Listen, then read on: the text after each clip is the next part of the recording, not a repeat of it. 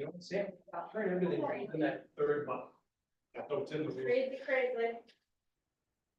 I want to test that today because I think it'll work. So I have three. It's possible, but it's there. Test 1, 2. Test 1.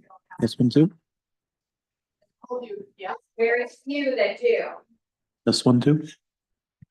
We still, or we don't. Test 1, 2.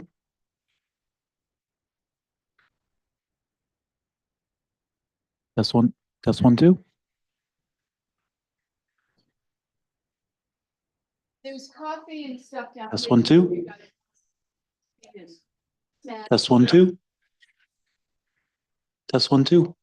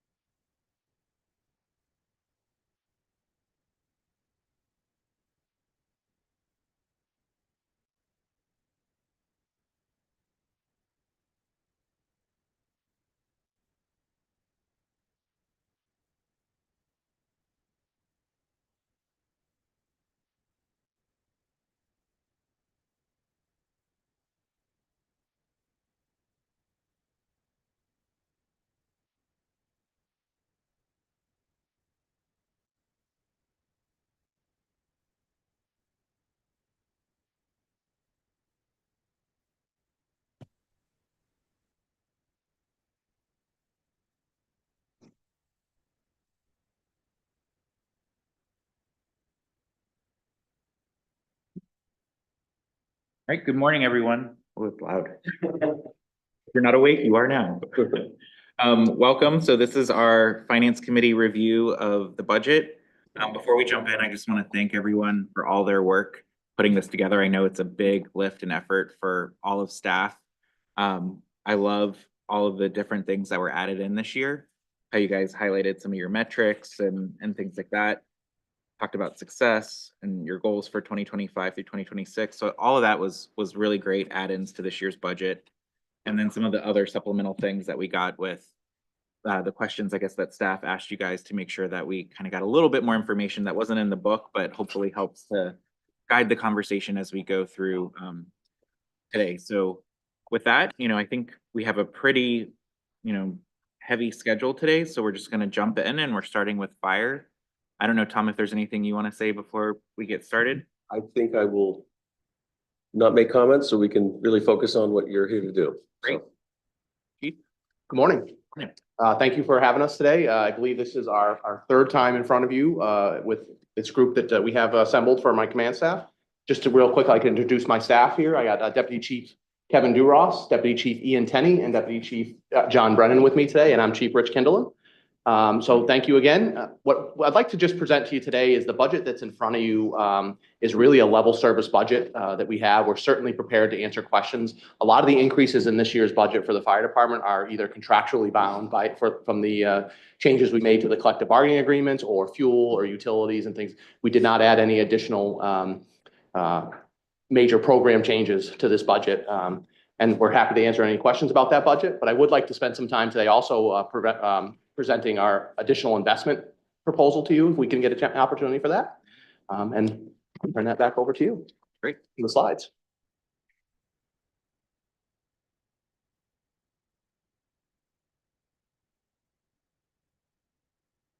So our slide presentation, this year we added the notable accomplishments for this past year. I'm very proud of the things that the fire department has been able to accomplish over the last year.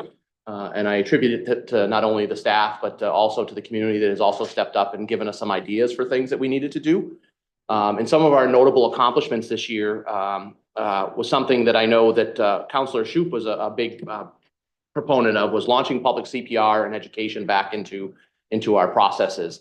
That kind of fell off during the COVID period. The interest fell off, but also the ability to do that with in-person training was not there. So over the past year, we've been doing new public CPR and AED classes. And the town has also taken on the ability, we have several instructors now that can teach certification courses for nursing homes, teachers, and those are not free. We do charge for our time, for the cards and for the books and stuff like that, but we have taken that on as well. As you know, we were awarded grant funds to conduct a trial of staffing a third ambulance that enhance our local emergency response capabilities. We did that for over a period of about 4 or 5 months with the money that was awarded to us by the Maine EMS division. And that's going to be part of our discussion with the additional investments that we're going to talk about.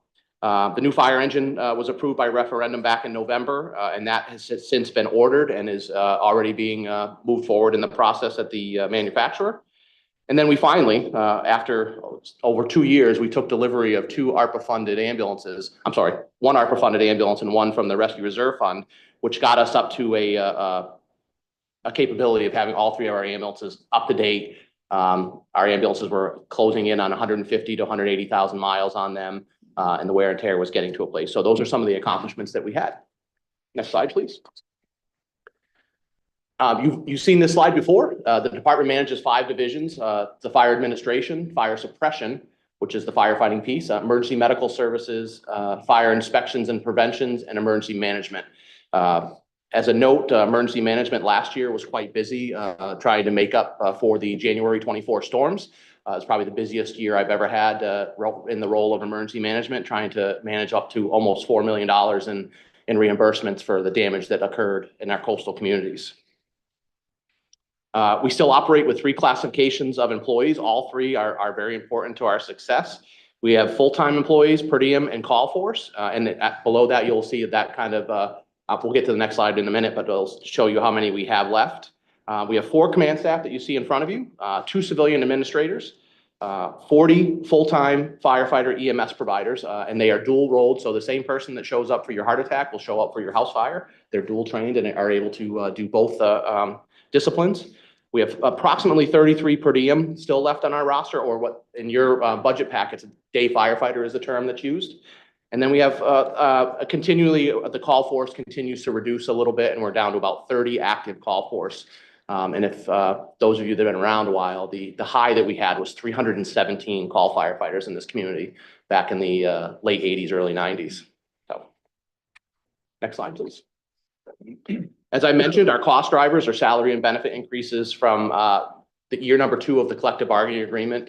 Some of those pieces that added to those were the new family leave law, contractual overtime to fill increasingly vacant part-time positions.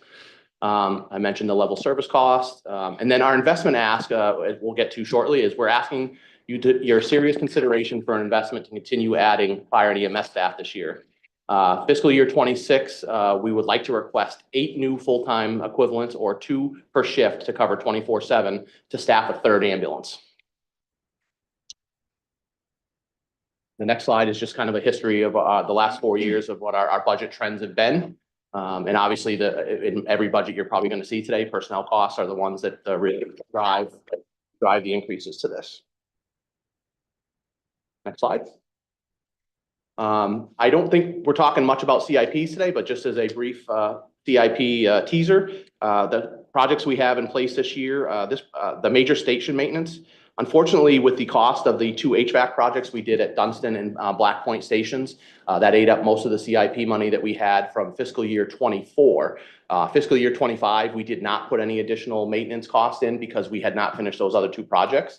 So we deferred that year and didn't add last year any maintenance costs. But this year, it's going to be very important to get the bathrooms done and get them up to speed for both accessibility, but also the increasingly growing staffing diversity that we have to have in those stations, and make sure those we have Black Point Station has a shower in one of the bathrooms that has a hole that you can see right into the floor.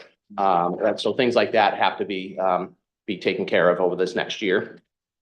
We do have our regular apparatus replacement plan that's managed by Deputy Chief Tenney. We have 2 staff vehicles that are that belong to the chiefs that are up for replacement this year. Those are done about every 8 to 10 years based on the mileage and their use and their condition.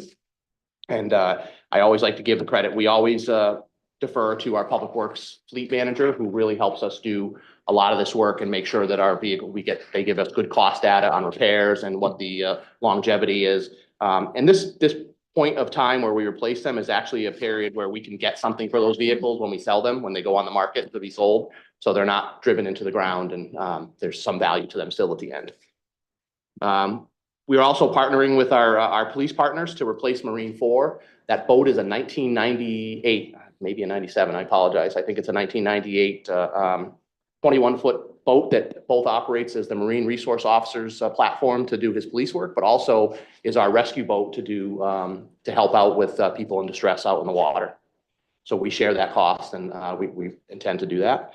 And then this year, what we did is we did reduce the firefighter turnout gear budget in the operations budget to go to a more scheduled plan for our firefighters. We have an NFPA standard when we have to replace our turnout gear. So planning that out over a CIP rather than keeping it in operations, we know it's coming. So we think it's just better to put it in a CIP plan to have that going. So that's new this year.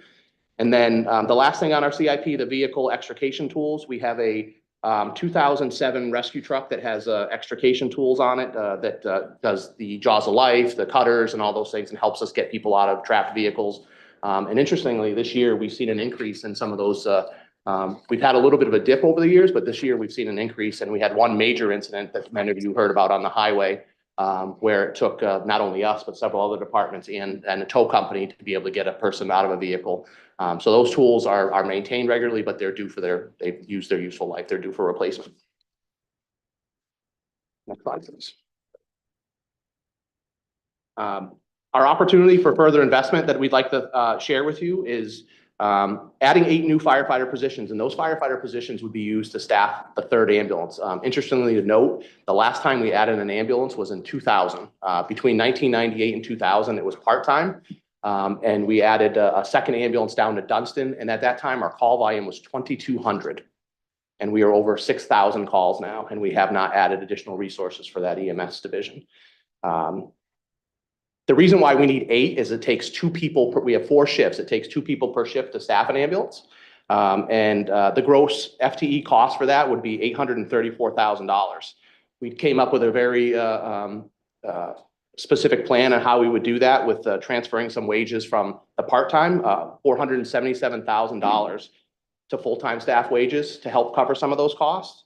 We're also we project a revenue of at least $100,000 additional by adding that third ambulance on, which will help cover some of those costs. And we'll turn that over to the operations budget to take some of the pressure off of appropriation.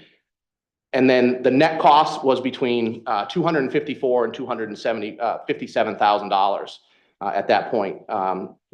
You'll see in my note here, potential to reduce this further by $85,000. We have since heard from Maine EMS that we have been awarded an additional $85,000 for this staffing sustainability clause. So that's an additional piece of money that we can add, which drops us down to about $173,000 net cost for 8 new people in this first year. Obviously, we would have to come up with the cost in the second year. It would be the full freight, but this is an opportunity for us to get a really great group of people and get that additional resource involved.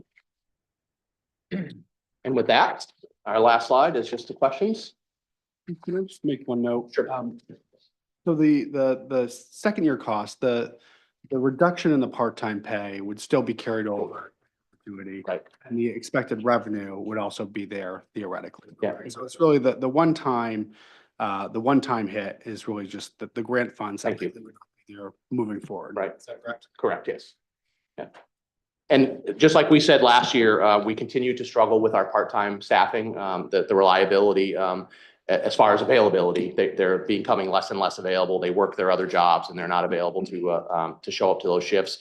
Stations are going uncovered sometimes because those part-time folks that are scheduled for those shifts are not able to take those shifts. So this will give us, we can get into more detail about what our plan, where we want to put that truck. If you want to hear about that, I'll turn that over to you. Great. Thank you, Chief. Any questions from any counselors before I have a couple questions, but I'll see if you guys have anything you want to do first. First, thank you. I think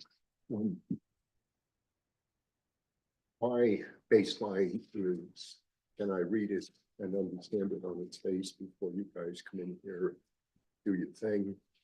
And can, thank you.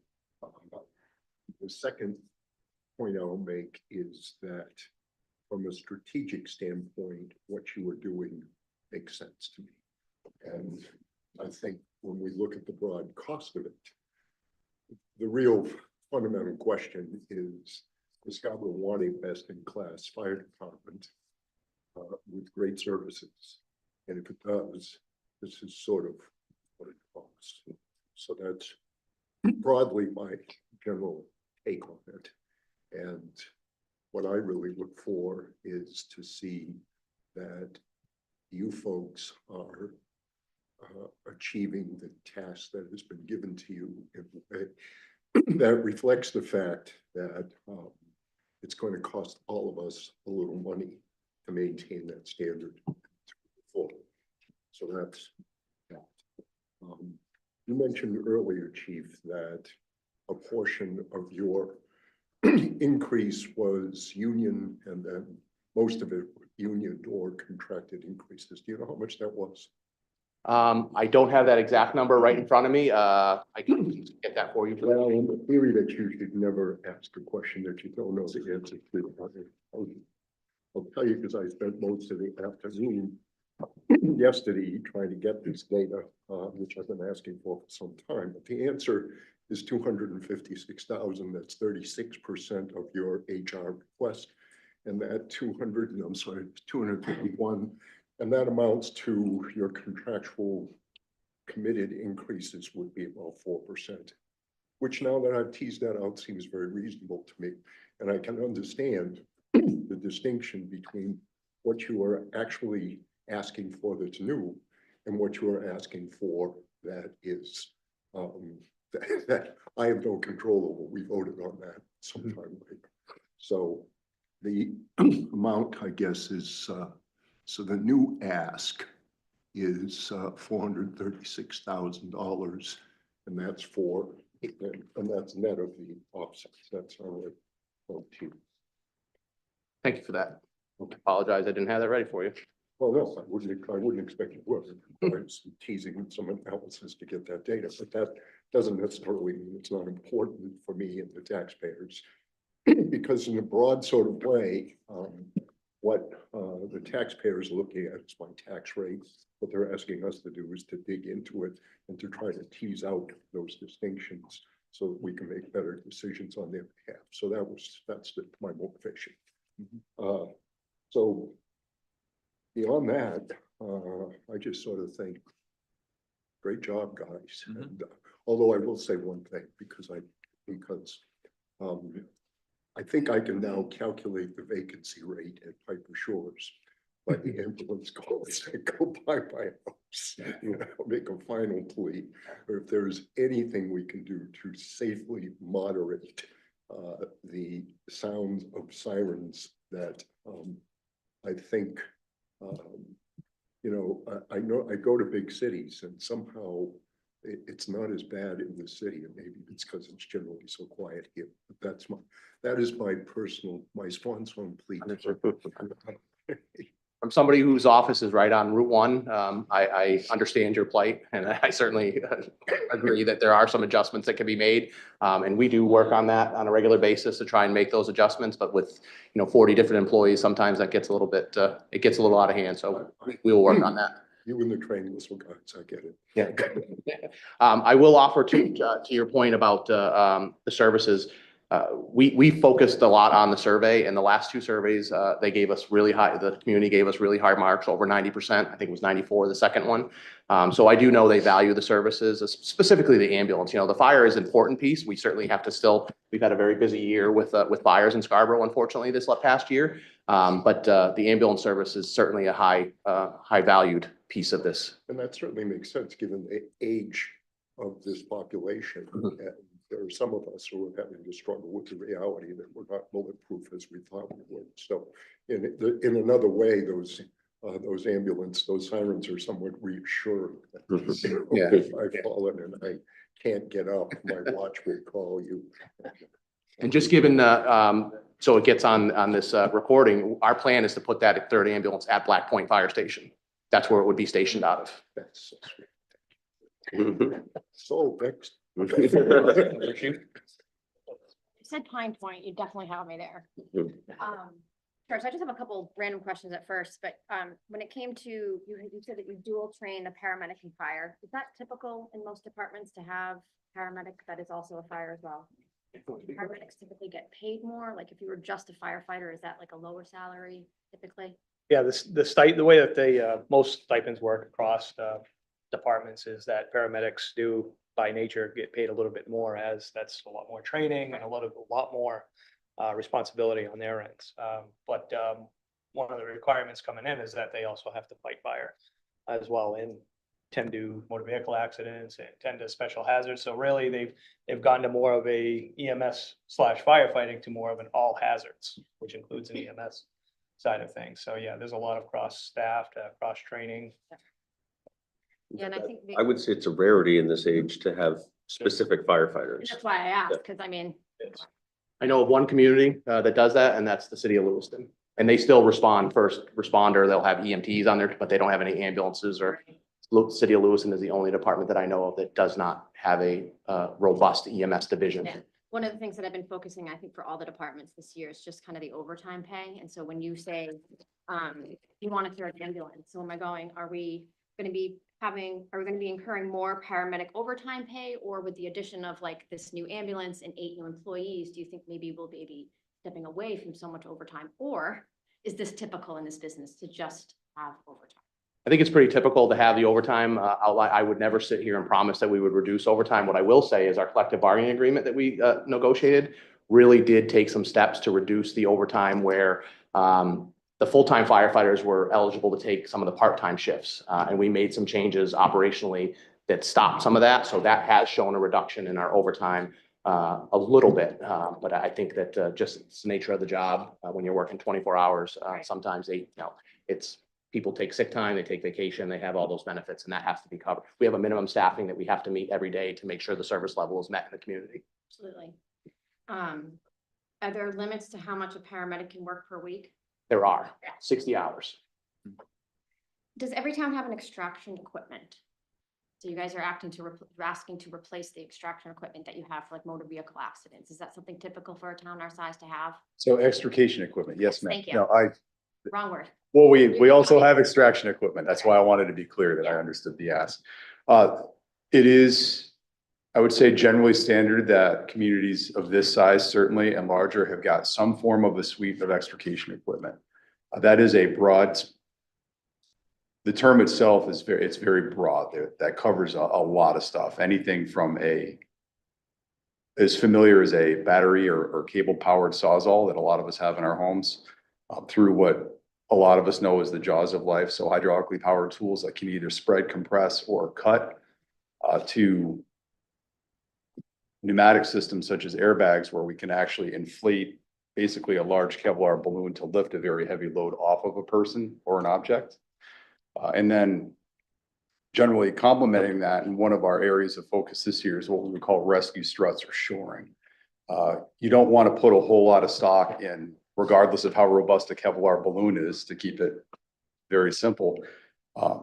That's filled with air and there's a number of failure points. So what we're looking to do in great degree this year is to modernize and upgrade our ability to shore anything that we're lifting with an air source. So there's, in the industry, we say, if you lift an inch, you crib an inch. We want to be able to basically chalk that area that we've lifted so that if we have to reposition that airbag, the balloon, or if there's a, highly unlikely, but if there's a mechanical failure, we eliminated that as a concern because we've bomb-proofed that space that we just created for the patient. If I could just add one other thing, Dr. Hake, back in Dr. Hakett's days, he brought one of the first extrication suites of equipment into this community because of the main turnpike, Route 1. There was some very serious crashes. A community like ours would be remiss to not have that equipment available. And even with all that equipment that we do have and we're able to use, we still, in one of the incidents we had in December of last year, we required a towing company to help us do some of that lifting to get a person who was entrapped out. So it's very important for our community to have that equipment. Okay, keep going. So we recently had a meeting about short-term rentals. And so I think one of the walkaways that I had from that was that it actually sounds like maybe you guys will be doing a substantial amount of inspections. So not is my understanding that if we implement this ordinance, you guys will be inside of every home that is wanting to rent. And so I think generally I just want to ask how you feel about that. If you feel like that's not going to be too much for inspections, or if that's something that is just kind of day to day and not a problem. It's certainly going to add a workload to it. And I think until we see what it looks like in its totality, what the workload would be, I think is still more of just a question at this point. But no, there would be, it would be a tall lift, obviously, if we're going to be inspecting any of these short-term rentals. I think someone threw the ballpark of maybe up to 400 that we have in our community. I think if we do if the short-term rental ordinance moves forward, then we absolutely have to inspect. There are issues nationwide with people renting out locations for people to sleep that are absolutely not adequate to be slept in. I mean, people are renting out sheds, basements, spaces that don't have adequate egress. So we definitely want to get eyes as a community on this before we're giving someone a license. There's recently a case in New York State where a family basically forged their paperwork with Airbnb, and the two homeowners are actually going to jail for manslaughter because a death happened in their home and they didn't have the smoke and carbon monoxide detection that's required, and they said they did. So there's a liability out there for this type of program. So if the town elects to do it, then we need to do it 100% and inspect everyone on a given rotation. Is that all on you, or is that something that other people can do? So that would probably be jointly between the code enforcement division. I work closely with them downstairs. I have a part-time fire inspector as well. But depending on what that looks like, as far as the workload and how many registrations, once we have that in its totality, then we can hopefully determine if I need to need some assistance or not. But it would be a joint effort with the codes team downstairs. Chief Brennan, would it be appropriate to say that the initial lift might be a little bit difficult, but once we get in the tempo, I think getting those scheduled inspections done should not be, and our company level, our our fire engines that are out there go out and help do all the inspections that you see that were done last year. We'll be able to put a lot of people on that and That was my takeaway, that once it's established, that actually just the firefighters can go in and make sure they have the right things, which would be good. I don't even know if I have a question. I think it's more of a comment, more in support of the thought of the third ambulance, where I think, we do have a large senior community, and then we have another proposed affordable senior housing that is on, that they're proposing right now. And so I think that this is generally just, I think this is something that we need in this town. I'm not sure what other towns this size have in regards to ambulances. Having 2 at this moment seems like not enough. So I think I would support that. I understand what we're trying to do with the budget this year. I appreciate the work that you guys done because you kept it pretty baseline. No big asks this year. I do support the ambulance. Again, I do think, I'm not sure what else is on our budget, but when you're proposing something that is also a revenue source for us and also providing great service for our town. I think that would be good. Yeah. Just as an addition, just some metrics, when we did run that impact truck program through Maine EMS grant, we did over 300 calls with that third ambulance. And that I can't drill down and get specific to what the revenue was, but it was significant. But the biggest piece of that was it took a little pressure off our crews. Our crews are working 24 hours a day and some of them are running 25 calls a day. And it gets to a point where the fatigue could be a problem, if they're out on their 25th call and, it's a really complex call. And then the mental health piece that we've really invested a lot in through collective bargaining and things like that. That third ambulance is going to really help take a little bit of that off the staff that we have and be helpful in a way. Right. Well, and also if our 2 ambulances are busy, we're losing that income to a neighbor. Is that correct? 274 times last year that Right. we could dig in and find. Yeah, I mean, I appreciate the request this year. I think it is a level services budget. A lot of it are things outside of your control with the CBA and the cost of contracts and stuff. So I think this is a very reasonable request. I also support the notion, and it sounds like it's somewhat unanimous, so we may want a motion to make the adjustment to add in the FTE to support the third ambulance. My only thing would be, like, as we go through the process, Tom, it would be good to see if we can try and keep us about even with where we are right now at the 3.4% for the mill rate. I don't think there's anything in the fire department that can probably be adjusted to accommodate that. So it's going to be at the higher level as we work through the process to see if we can try and, Sure. add this in, but try and, keep us where we started. Create a scorecard. Just in terms of the practicality of hiring 8 folks, this assumes that we're going to have them all on board and start paying them July 1st. The reality is we're not going to be able to. Yeah. So this number, I think the net number we just heard this morning is 173 is likely to be a portion of that number, frankly, for actual costs in FY26. I wouldn't expect us to be fully staffed at the earliest until September 1st, and it would probably be kind of phased over the first 3 months of the year. So that's some further analysis we can do and deliver that news to you. When we add FTE to the budget like this, where we know it's not going to be fully loaded at the beginning of the year, do we typically prorate that?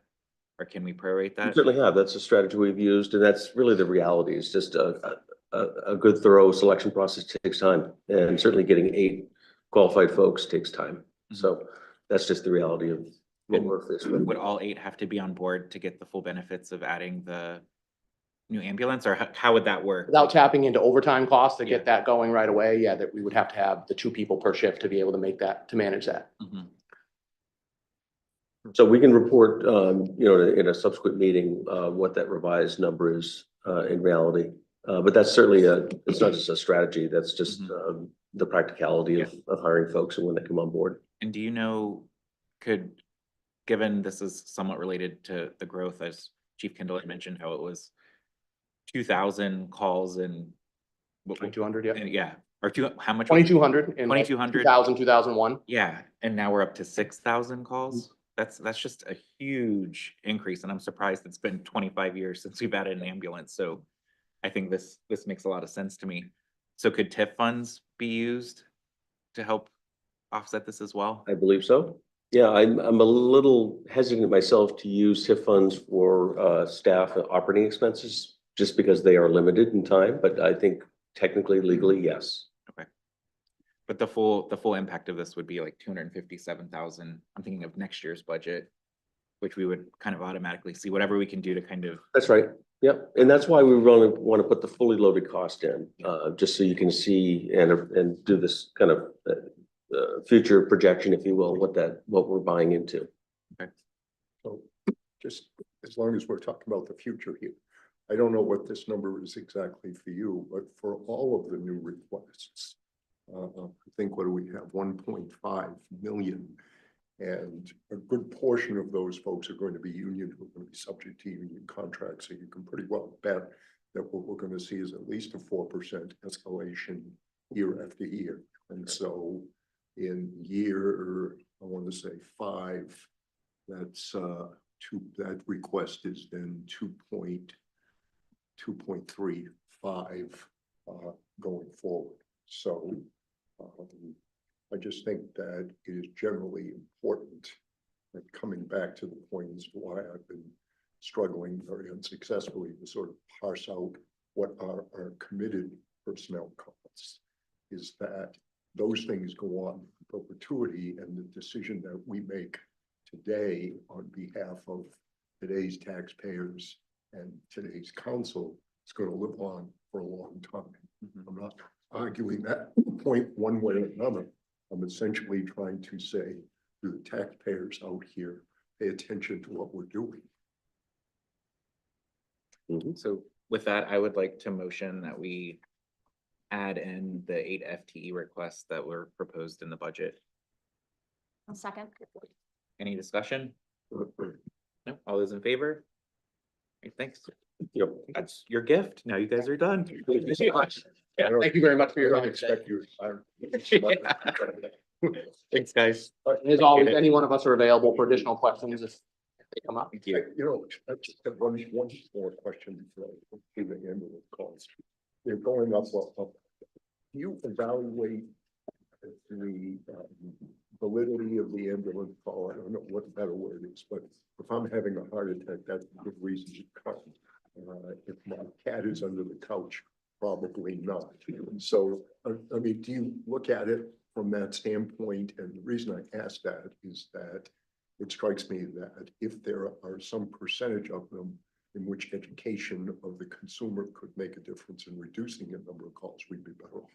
I will tell you that many departments around us, including us, have adopted a community risk reduction model to start looking at those things. Unfortunately, we are hamstrung by some requirements. When somebody calls, we just come.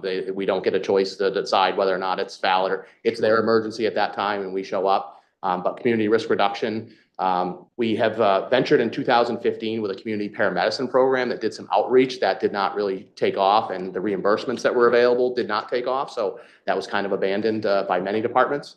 But yes, I think anecdotally we do, but we are hamstrung, I think, by some requirements that don't allow us to determine your emergency is not an emergency. But to be clear, when the call comes in, I believe there's some vetting and Yes. at the dispatch level in terms of what Acuity, yes. resources need to be deployed.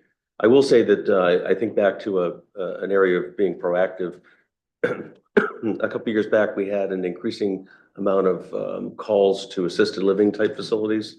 And this was often in the middle of the night to help them get some of the residents back in their beds. And so we really saw that as something that really straining our resources. We did not need to be deployed for that call. Met directly with those institutions, and they've since corrected. They've either put staff on or found other ways to accommodate that. So we try to understand where the demand is and address the areas that we think doesn't need our attention. Thank you. Thank you. I failed to mention there are snacks. I didn't get the memo on that. Uh, Want to get That's some why I snacks was late. before I we finished get? my coffee. More if you'd like. Karen, we're glad you did. Yeah. I'm still finishing mine. Are you normal from all the travel and? Readable covered in bug bites or like what the bites are. Oh, no. but,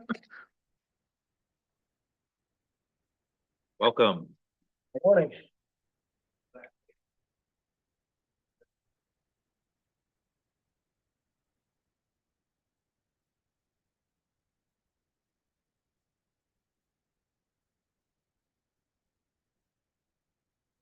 Right, Chief, you want to take it away, introduce your team and go ahead and get started?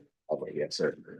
Good morning. To my right is Deputy Chief David Grover, Patrol Lieutenant Scott Vaughn, and one of our senior patrol sergeants, Craig Hebert.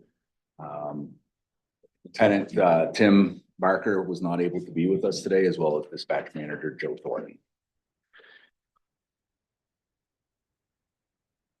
The first slide comes up, I'll go ahead and get started. As you've heard from the fire department, another key major investment for us in FY 26 is in our investment in retaining and existing personnel and recruiting high quality applicants to fill our ranks. Last year around this time, in both patrol as well as dispatch, we were down approximately 5 positions per division within our department. And those are numbers that could have very easily spiraled out of control. And I think due in part to the investment the town has made in those collective bargaining agreements, certainly we've been able to kind of resurrect those voids and be able to fill ranks on the patrol side at a full 43 at this point, with 2 quality academy certified graduates coming in from another department, as well as being able to supplement through our recruiting processes that we have here within our department. In dispatch, as you may or may not know, dispatch has been a little bit tougher to fill over the years. And I think we have very good momentum right now.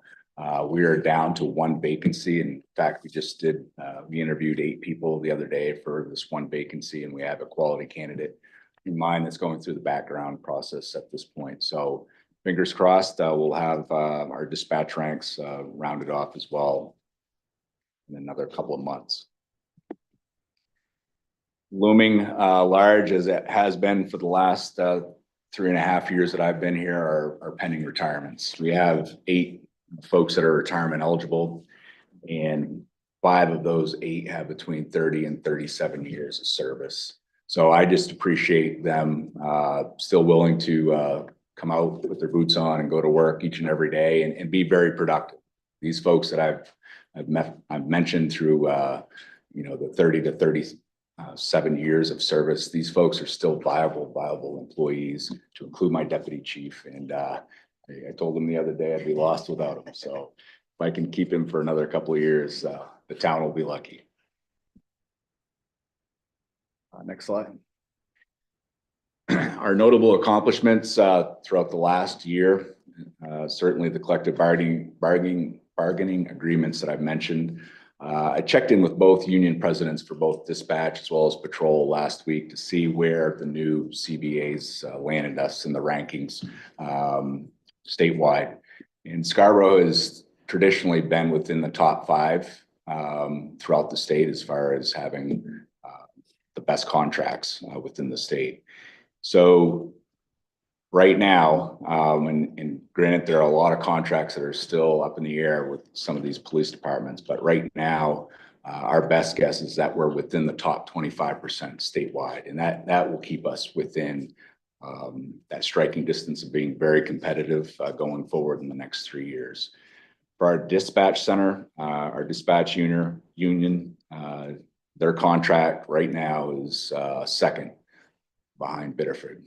So Biddeford is due to renegotiate in July. It's coming due, as well as Wells, and there's another department that was listed. Anyway, there's another competitive agency that is coming due that will likely move ahead of us in the coming contract. Our body worn and in-car cameras, certainly you 3 are pretty well aware of the initiative as well as the effort that it took by everyone, and I mean everyone, including the town council, to get this initiative to go forward, as well as our people who hopefully we educated well throughout the process and voted successfully to bring this to fruition. I am happy to report that all these devices are in the field and they're being put to good use at this point. We've had some early success stories coming out of this initiative. Another proud moment this past year was becoming the 36th agency in the state of Maine to achieve the Maine Law Enforcement Accreditation Program accreditation. That's something to be very proud of. That certainly is indicative of our excellence. The way that we do things, I think the Scarborough way sets us apart from other agencies. Hiring, I've noted our hiring efforts, and I don't want to forget the efforts of, the HR department driving the interviews and kind of supporting us with filling these vacancies. I don't think we've had too much time off in the last 3 years from hiring. And certainly it's because of our HR department and the support that we received from them. Through last year's CIP, we were able to appropriate some money to do a radio infrastructure project study. And we received the study results back a few months ago. And there are no surprises there. We know that we have an aging radio infrastructure which serves several departments within the town of Scarborough as well as the town of Old Orchard. So this project is certainly something that's going to be looming in the future months, and something that we're going to continue to work on, not only the police department, but also the fire department as well, to make sure that we work with the various stakeholders to get the grant funding that we're going to need to help support any initial ask, hopefully in FY27. Notable challenges, certainly the vulnerabilities to our radio infrastructure. You'll learn more about that in the coming months, certainly well before next budget season. But we had a component of our infrastructure breakdown last week, and Joe Thornton, our dispatch manager, said that the company that is our vendor for helping us with some of these repairs compared what we have now for radio infrastructure to a 98 Toyota Corolla. So that's an analogy that we're not proud of, but we have to do something about it in the future. And we're going to put our best foot forward and try to make sure that we have the best possible package coming forward next year.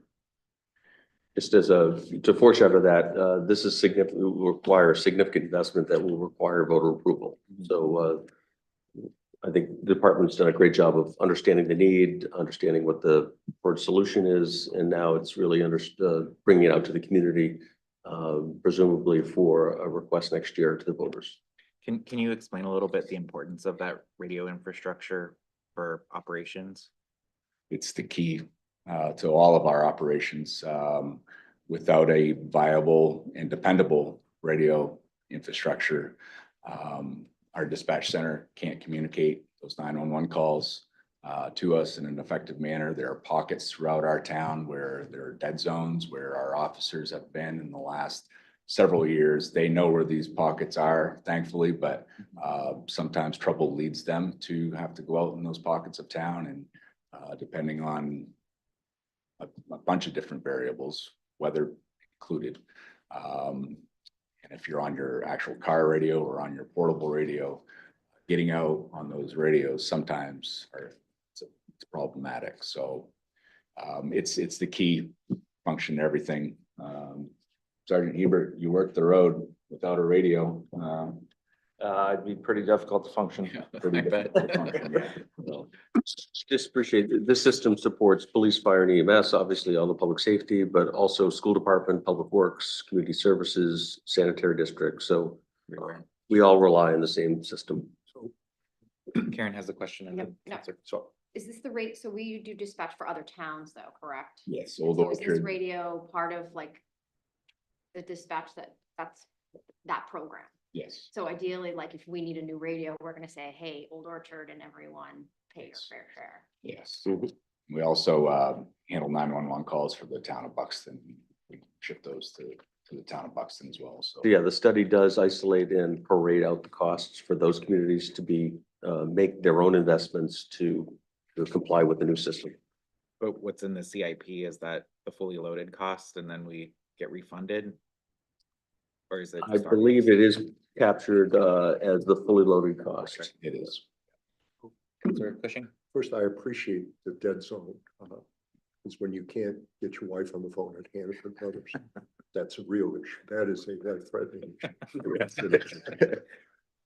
And I believe that when I switched to Verizon, I fixed that. But the serious point of my question is, as a VHF radio user for emergencies in my boat and the like, you know, VHF has been around for a very long time. Have we been living with these dead spots for a very long time? I guess so. Forever we've been accommodating. Now, what technical changes have made it possible to sort of fix that? So that, and you know, as an example, even with satellite radio, I noticed that in Commercial Street, if I'm too close to the building, my radio goes off. So broadly, can you help me understand this, the technical aspects of this in simple terms? Right, broadly, the system that we're looking at is a digital system that is, I wouldn't say state of the art, but it's one step down from being state of the art. It's a lot better than obviously what we have. Installing antennas in key locations throughout town where they may not be antennas. That's another key element to include in Old Orchard. They're going to install an antenna, I believe, in either the town transfer station or another location in Old Orchard. One of the convincing things for me was for the fire department, the chief of their fire department, to tell us during one of our stakeholder meetings that when he's inside of the high-rise hotels or condos in Old Orchard, he can't communicate with not only dispatch, but folks within the building. So that's telltale that what we have right now, I mean, they're paying a good amount of money for us to provide a service to them. And we're falling short on that with this infrastructure. But it's still line of sight communication. Basically, there has to be some kind of line between where you are and where the signal is coming from, whether it's coming in radio waves or bits and bytes. So It's really moving to a whole different frequency. Are we looking at 800 megahertz? Yeah, and it'll also provide us channels that we can have within our different frequencies. So if we have, for instance, we have a special enforcement team that does a lot of undercover work as well as work in unison with our patrol units above and beyond the calls for service that are going on a daily basis. So I foresee that special enforcement unit having their own channel to have communications on with the folks that are working with them so that we can run routine business call for service wise on our primary channel. it's going to disappoint the scanner people. It probably will, yes.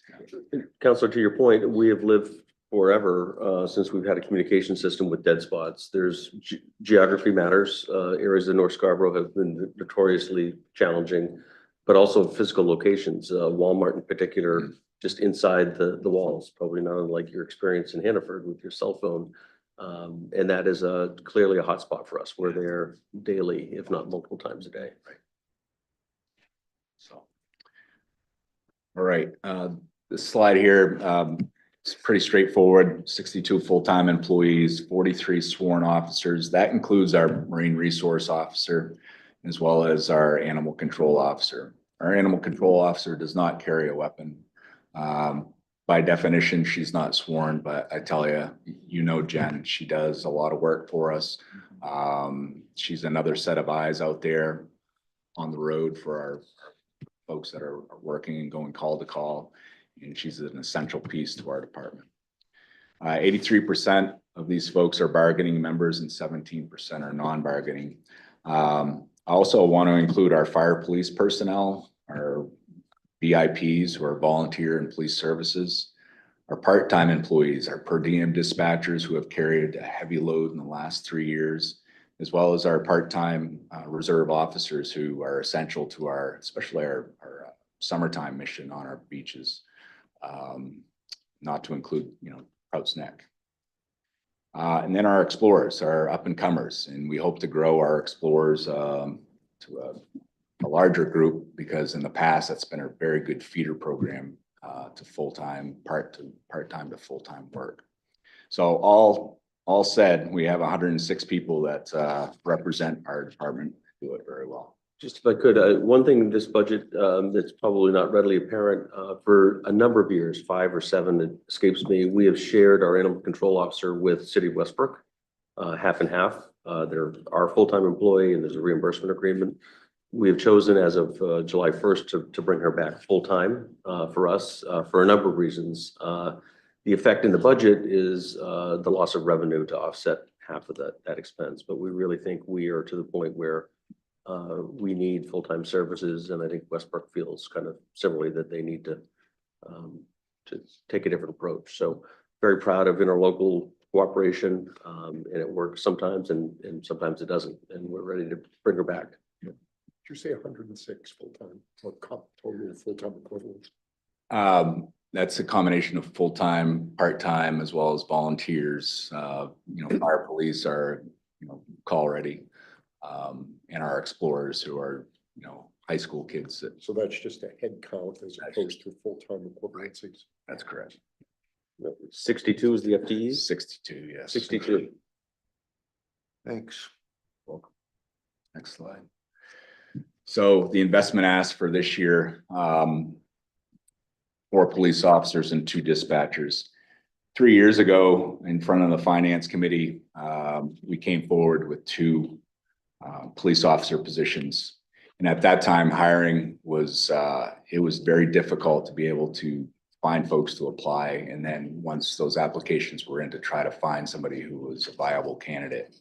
And I was asked by one of the counselors on the finance committee that year, is 2 enough? And I said, certainly 2 is not enough. I need more than that, but I can't with a straight face come forward and ask for 4 positions or 6 positions because I don't think I'll be able to fill them.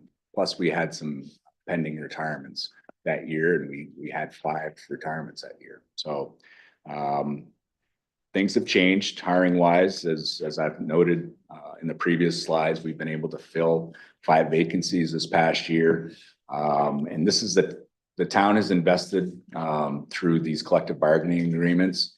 And this has certainly put us into a position that we are a highly viable agency for someone to come and start their career, or someone who's looking for different opportunities. We have a lot of different opportunities within our department to diversify, and that's something that other departments may or may not be able to offer. So we're able to draw those good quality academy certified graduates through the collective bargaining agreements. Is also the culture that we have here in Scarborough. I think we have a very strong culture. And it's a very positive environment in which to work. So we have those feathers in our cap to use going forward. And I think now is the time to capitalize on this opportunity and be able to add some additional police officers. While we're speaking of police officers, I did some research, and I'm sorry I did not provide this research to you in a slide or in our justification memo. But the FBI has come up with some data that shows police agencies throughout the nation. They average about 2.4 officers per 1,000 people. So having that ratio in mind, we would need nearly 57 officers. So that's an increase of 14 officers. Now, I know that's not realistic, but I think over the course of time, we have to strive to try to meet in the middle. Some of our partners who work here regionally, Biddeford PD has already met this threshold. In fact, they're 3 officers over this threshold. So they're at 56 officers. Westbrook PD, they have a population of 21,000 folks. They're at 48 officers. They're 2 off from the FBI threshold. And the city that's closest to us in population, the city of Auburn, that's just in front of us at 25,000 people, they have 55 sworn officers. They would need another 5 to come up with this national average to get to 60. And these are agencies that, for the most part, Auburn and Biddeford have comparable sizes in population as well as square miles to the town of Scarborough. So that differential of plus 14 for us to be able to get to that standard, that's a huge gap compared to some of our local partners who have already made those strides throughout the years. Well, it's time for the town of Scarborough to make those strides and incrementally build this team that you have before you. On our dispatch side, we're asking for 2 dispatchers. I've noted in the justification memo that the community survey, one of the things that we didn't rate up into the 90s on was just first responder response to calls for service. We were at 76% for first responders to respond in a timely manner. So that all starts with our dispatch center. It starts as soon as that dispatcher picks up the phone.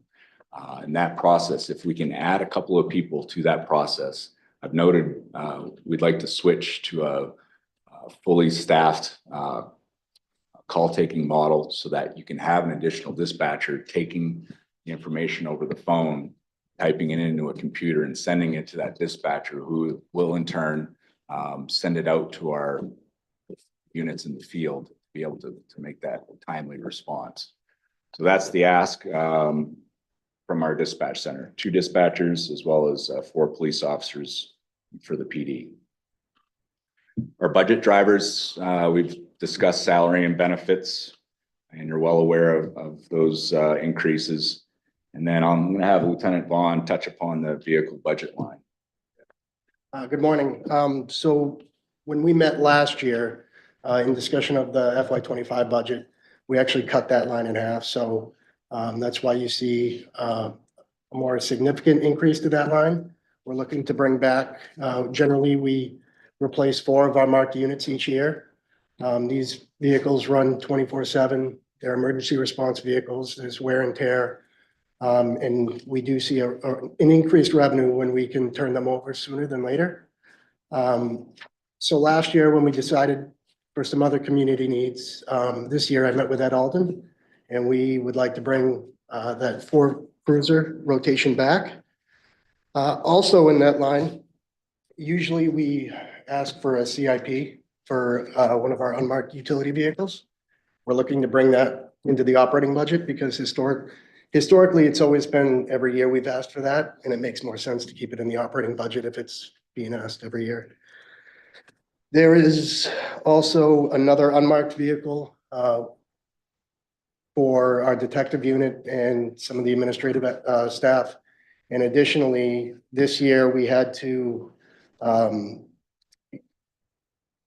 sell a military surplus vehicle. It was for our support services team for the special response team. So we're looking to replace that. And originally it was in the CIP request. We moved that into the operating budget as well. So that's why you see that increase to that line.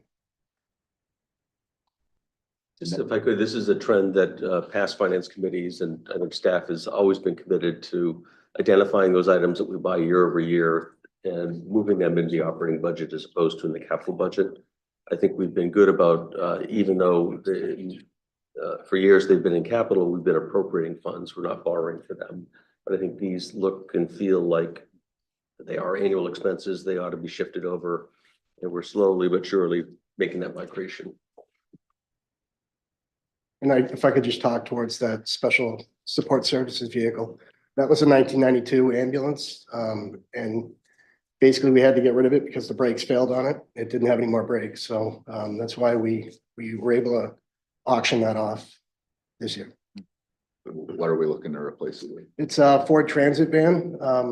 Our special response team leader, Sergeant Hahn, has been working with Ed Alden, and Ed seems to think that that will meet all the needs of our special response team, whether it's carrying equipment as well as carrying personnel to those types of calls. The likelihood of using that for many years, and it's Absolutely. That's going to be a 10, 12-year vehicle, I'm sure.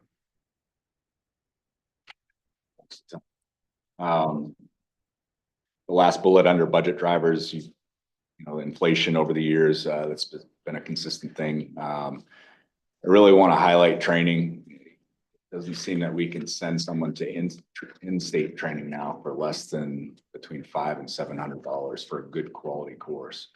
So if you send somebody out of state, you know, the training seems to increase, obviously with travel and what have you. So training is a huge increase and something that, every year it gets cut when cuts need to be made and in public safety.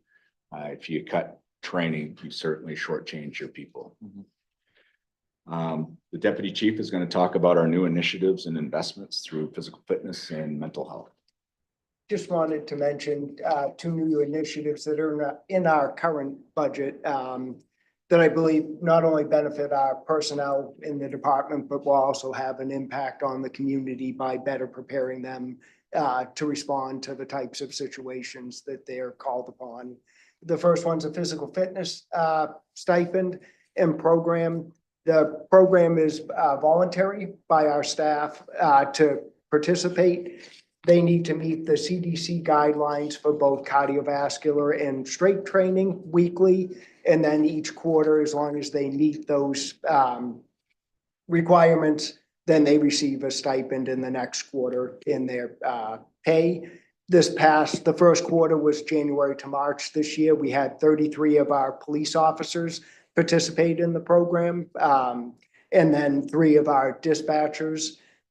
In comparison, for years and years, we've had a once-a-year voluntary physical agility test that we've administered. And I've administered for a vast majority of that time, where we struggled to get to 50% of our personnel participating in that program.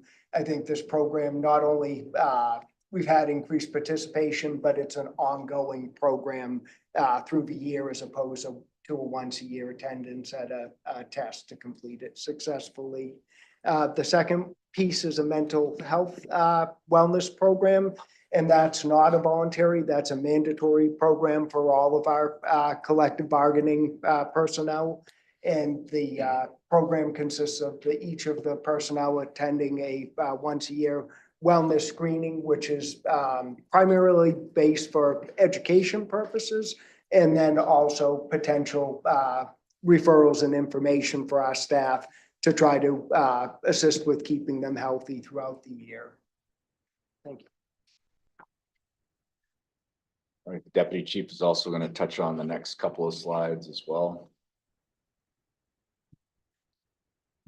The first one is just in bar graph form, a breakdown of our costs for personnel. And then the next slide is the same information, but looking at the breakdown in numbers. And this has been over the years, about 25 now that I've been involved. Where we've been is somewhere right around 90% for personnel costs as far as our overall budget. And as you see in the breakdown of those 3 years and then coming year, we're somewhere between 2 years in between 93% and then back to 90% for proposed 2026.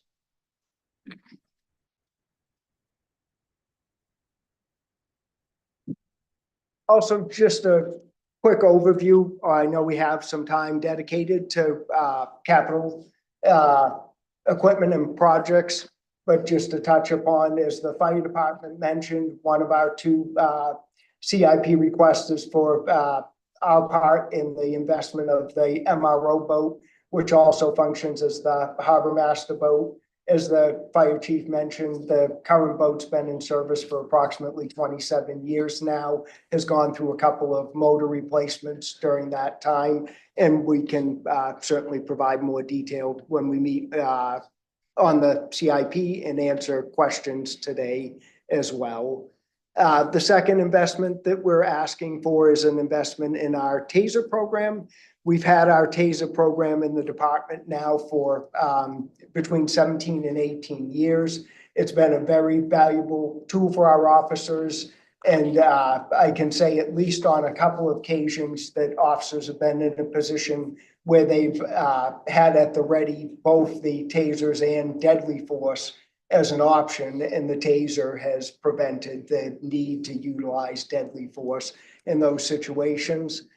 We'll talk more to the technology at CIP, but this is a definite increase in the type of technology that TASER provides to the department that we'd like to be able to purchase and utilize for our officers. We also think that this will assist in limiting our liability because of some of the options, including virtual training that exists with the current updated tasers. Thank you, DC. Next slide. Lieutenant Scott Vaughn will give you kind of an overview of, if approved, where the 4 police officers would be rotated into our ranks. Yeah, the chief touched on it. We had a really good last year in recruiting. A lot of that was from the collective bargaining agreement. And the culture that we have here, we had a lot of certified officers come our way. So it's less training and less weight for them to get active on the road. So we kind of want to strike when the iron's hot and keep increasing our levels there. It's been for probably more than 35 years, our minimum staffing levels have been 2 officers and 1 sergeant.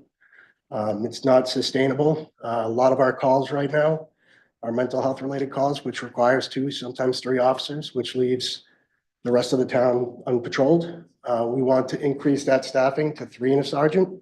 And for us to do that, currently, we have 6 officers assigned to midnight, day shift and evening shift. I've let the chief know that for us to go to 3 and a sergeant, I need 2 more officers per shift. So those 4 new hires would go on day shift and evening shift, because that's where our highest call volume is. And specifically, I would like to see these 4 officers do some dedicated traffic work in town. It's been a reoccurring theme, not only through the survey, but on a weekly basis. I get calls for service or some feedback from citizens regarding not only the amount of traffic in town, but driver behavior. And a lot of our smaller neighborhood streets that are impacted the most when, folks don't feel safe enough to even walk down the side of the street, let alone travel down in a car. So 4 officers will make a small dent on it. Certainly, as I've mentioned before, through the traffic calming policy initiative, the enforcement piece is not going to be the be all end all. We have to impact driver behavior in other ways through engineering, education, and enforcement. But certainly having 4 police officers that are dedicated to conducting traffic. I noted in the justification memo also, our traffic numbers, our self-initiated traffic stops went up 5% last year. And that's, with, as the lieutenant mentioned, we have a smaller crew on a daily basis. Most times we're running with minimum shift, which is 2 officers and a sergeant.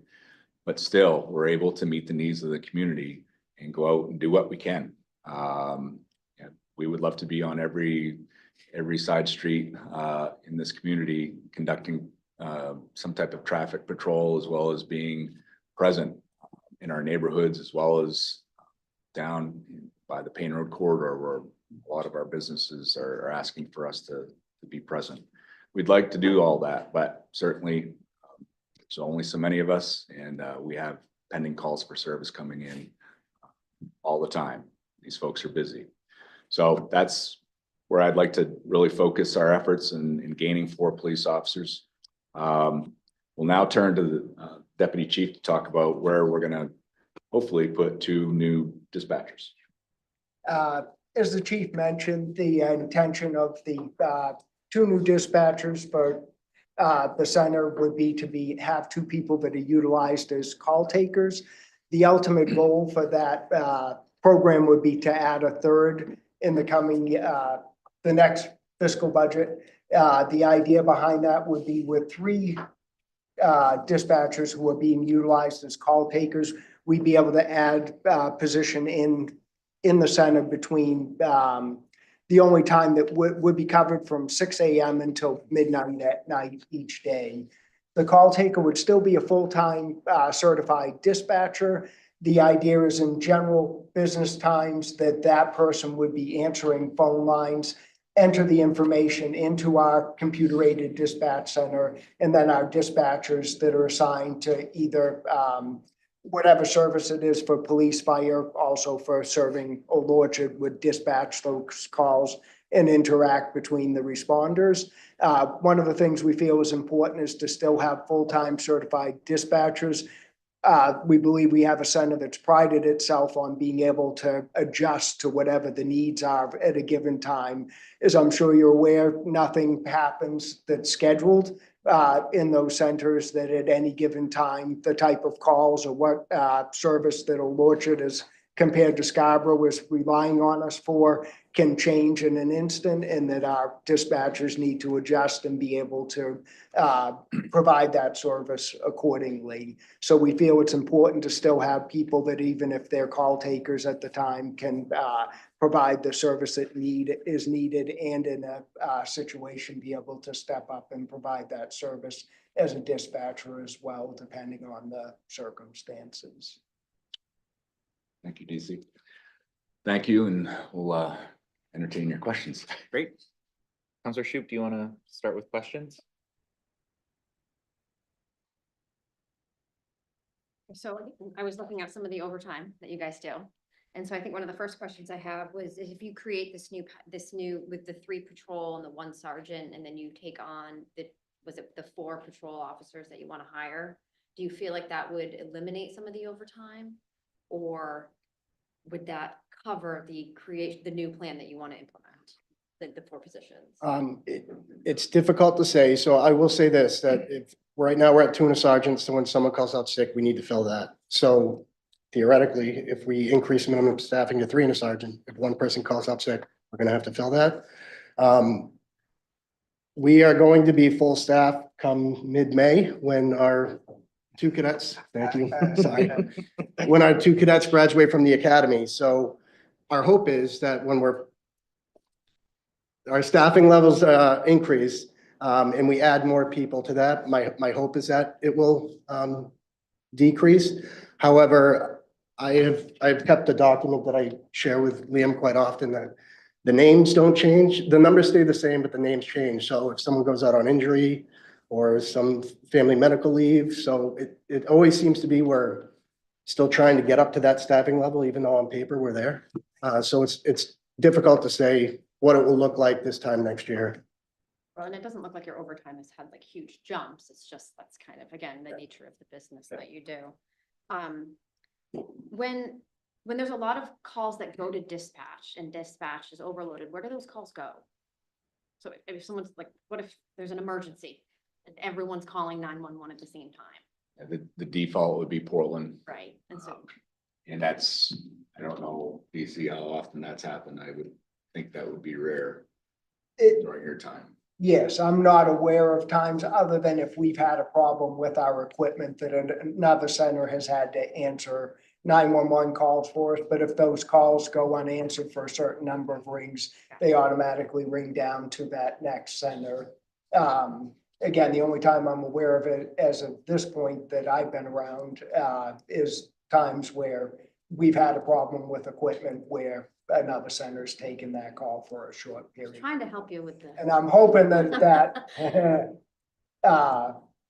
stays that way. Right, well, yeah, and I think what we want to avoid is the residents of Scarborough getting pushed off to Portland when there's like an overload because dispatch can't get to it, I think. And so when you have an expanding population, I think eventually, that's something that we want to avoid and get ahead of.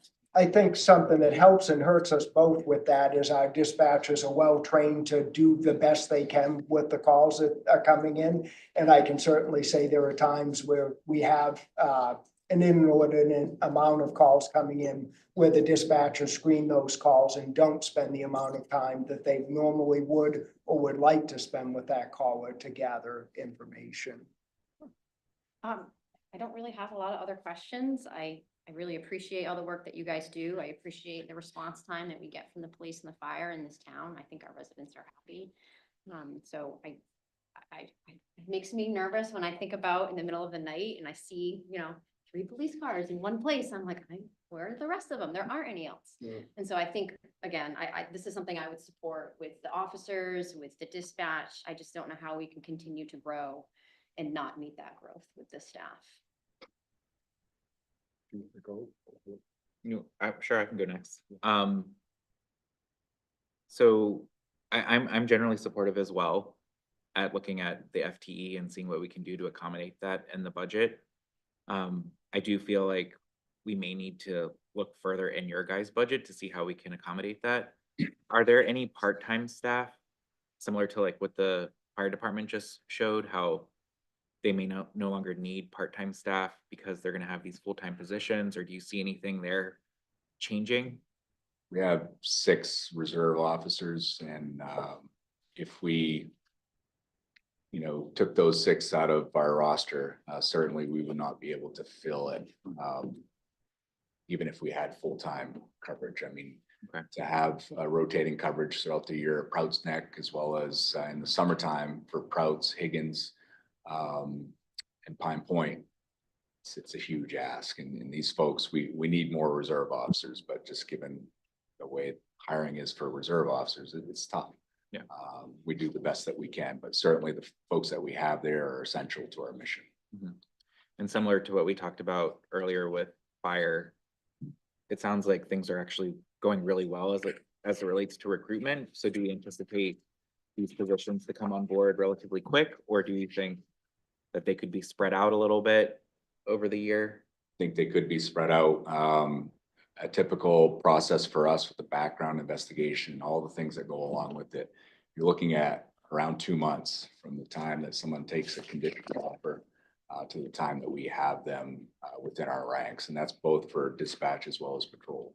Okay. So certainly those could be spaced out appropriately as needed. One other comment I just make is, for those who are unaware, if we hire someone who's not what we call a blue pin, so comes with a criminal justice certification, they have an 18-week academy as well. So the time frame, we do bring them on and we have an in-house training program, but they go away at some point for 18 weeks, so they're not on the road. So that the training period also is somewhat extended beyond the background check, and presumably we can find the right candidates. And field training for both folks that have experience as well as those that are green is extensive. But our academy trained personnel, usually it's 30 to 45 days of field training, whereas someone who's green and coming into this for the first time, it could be upwards to 4 months, 3 to 4 months. We've had some recent success in hiring blue pins, you know, folks that have the credentials and a fairly short FTO program, but there's no guarantees that we're going to get them again. My only other comment, and this might help with some cost reductions potentially to accommodate it, is even though I know last year you guys pulled the money out of the new vehicles, I'm just wondering, is there another way to stagger that again so that we're not dealing with the full upfront cost this year? Maybe start to increase it and then get to where we need to be in year 2 or 3. So that's just another consideration, because my objective overall is like to try and keep our mill rate as close to the 3.4% as was proposed. And so whatever we can do to move things around to make that work, either if that's how we think about how it shows up in the budget in terms of knowing the reality of the hiring and the onboarding and staggering things, I think that would help this year. I know we would see the fully loaded cost next year. But again, that just kind of helps, you know, build to something as opposed to just taking it all at the front of the budget. My only other question was on the boat, and I know we're going to talk about that in the CIP, but just a quick question. That was in our CIP last year, and it was further out, and now it's coming in. So I'm just curious, like, what changed from last year to this year that makes that more of an urgent thing to pull forward? I think one of the first things was having a new marine resource officer on board who's very versed at utilizing the boat and the age of the equipment. There's some fear there that if we're not moving ahead now, that we maybe have to move ahead with the replacement of another motor prior to replacing the boat and motor. Okay. And I believe we have planned to have Darren here as well for the CIP discussion, and he may be able to answer more questions at that time as well. I'm not a boat guy, but this guy is, so I'll lean on him if he has any boat questions. But again, overall, great job, guys. Thank you so much for everything. Again, you know, I think the theme this year was modest increases, level services, honoring our people and the commitments we've made in terms of staffing. So I think this is great. If we can find a way to accommodate these additional staff, I would support it. Okay, my turn. Yep. Yeah, I do have a couple of votes for exactly at this moment. All of them, 1990 to 2000. So I'm familiar with what happens when they don't work. And so, yeah, I know I probably own a boat just like the one that the Marine officer is struggling with. It's called the Honey Badger. Look for me on that. Anyway, well, first, the first thing that stands out for me is the list of accomplishments. And I say that within the context of thinking about the value that the taxpayer gets for their money. And some of it, of course, they appreciate when they make the call and you show up. But the fact that you are well trained, that you've got body cameras, that you've taken the time to become certified and so forth, really says, and I think that right now this reflects what the community wants is a best-in-class department. So I commend you for that. I don't have a lot of questions about this. I will say that, you know, my bent is to try to look at these things strategically. And I think that you were saying with respect to hiring that it's time to strike while the iron is hot. We've got a good union contract. We're highly regarded in the community and we need some people. So let's go get them. That makes complete sense to me. I think that the numbers that you are requesting both on the officer side and the dispatcher side make a great deal of sense. I scratch my head when I hear the metric of what was it, 2.5 to per thousand.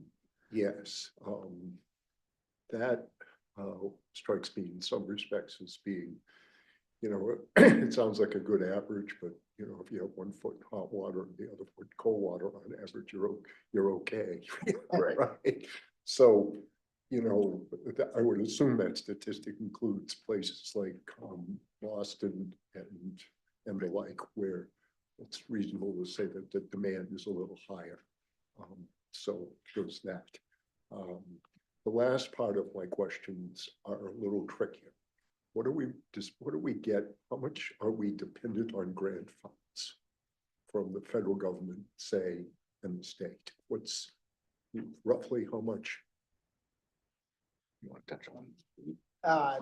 Right now, the one position for a full-time position that is employed through grant funding is our law enforcement assisted diversion position. That funding actually will end as of the end of September of this year.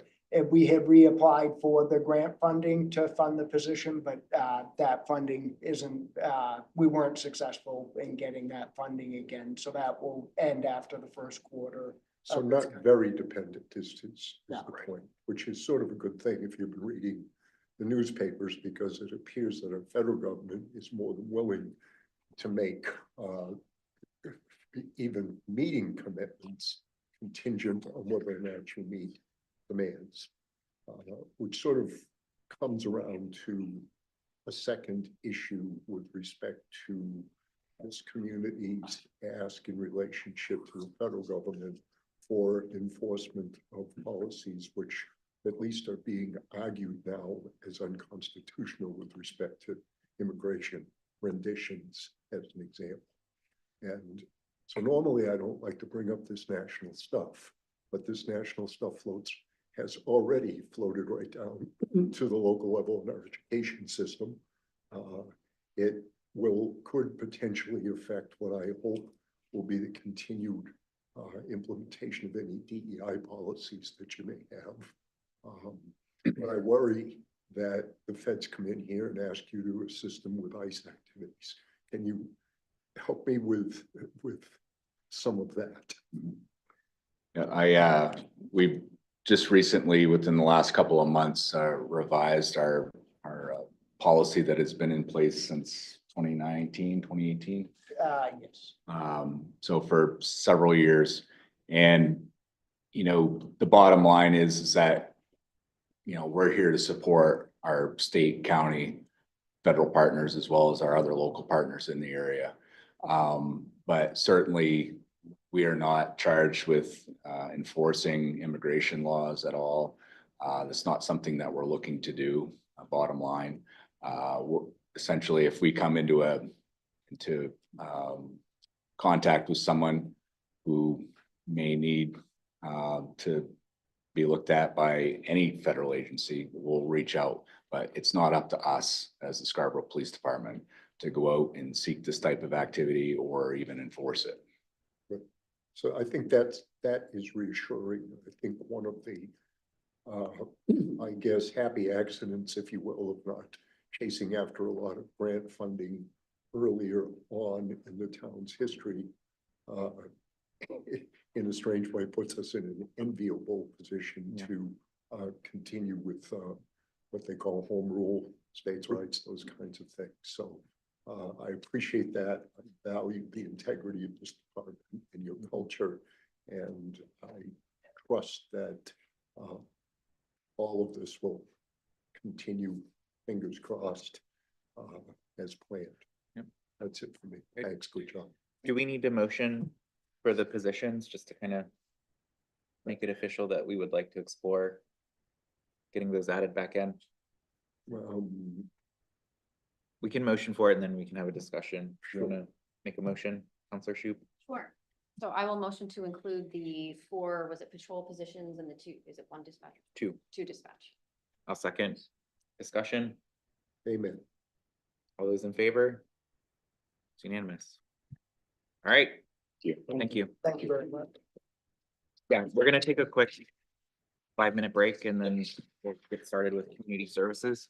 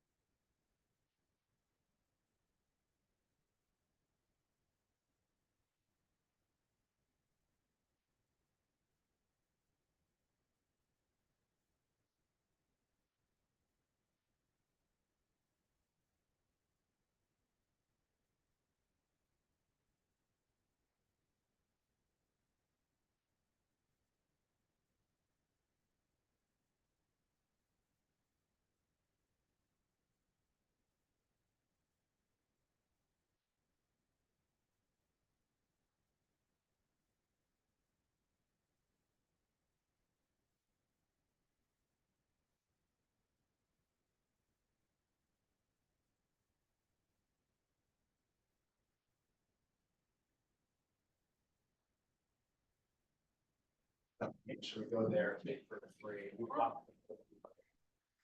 All right. And we're back and we have community services up next and we have two new faces that have not been in front of the finance committee before. So welcome, Nick and Nicole. We're happy to have you guys here. So if you want to just jump in, we'll. Thank you for having us this morning. Before we jump into the slide deck, I just wanted to state how thankful I am to be here in Scarborough. Within the first 2 months, we have such a talented and dedicated group of professionals and such a great culture to work in this town. It's something I'm thankful for. Nothing like jumping into a new position in the first week you have a council meeting and beach fees, and then you propose a budget 3 weeks later. All downhill from there. But in all honesty, we've done it with unwavering support from Tom, from Liam, from our other department heads, and from my incredible staff of community services. We just do a lot with a little, and it's something to be very proud of for this town. So we'll jump right in. Our FY26 investment themes. As I took a look at putting this budget together rather quickly, it was to really rely on recent history. And Todd has done an outstanding job the past few years putting this budget together and trying to make not a lot of changes while investing some time and energy into seeing, where we are and where we need to be. So our primary focus was to improve and enhance services. And a lot of feedback we received, whether it was with the master plan or just communication through outreach, was that we need to increase and diversify our programming. And to do that, it became very apparent to me quickly that we don't have the staffing capacity to do so. We have one person that oversees our youth, teen, and adult programming and also oversees recreation, beaches, and waterfront. We do have an active adult coordinator, but that's a concentration effort. When you look comparatively or relatively to other communities, we're very far behind in the recreation aspect and staffing aspect for that. We've relied heavily on contractual programming, which is finite. And for that is we get 40% revenue back on all those contractual services. And it's just not the long-term model that we would look to have here for a growing community here in Scarborough.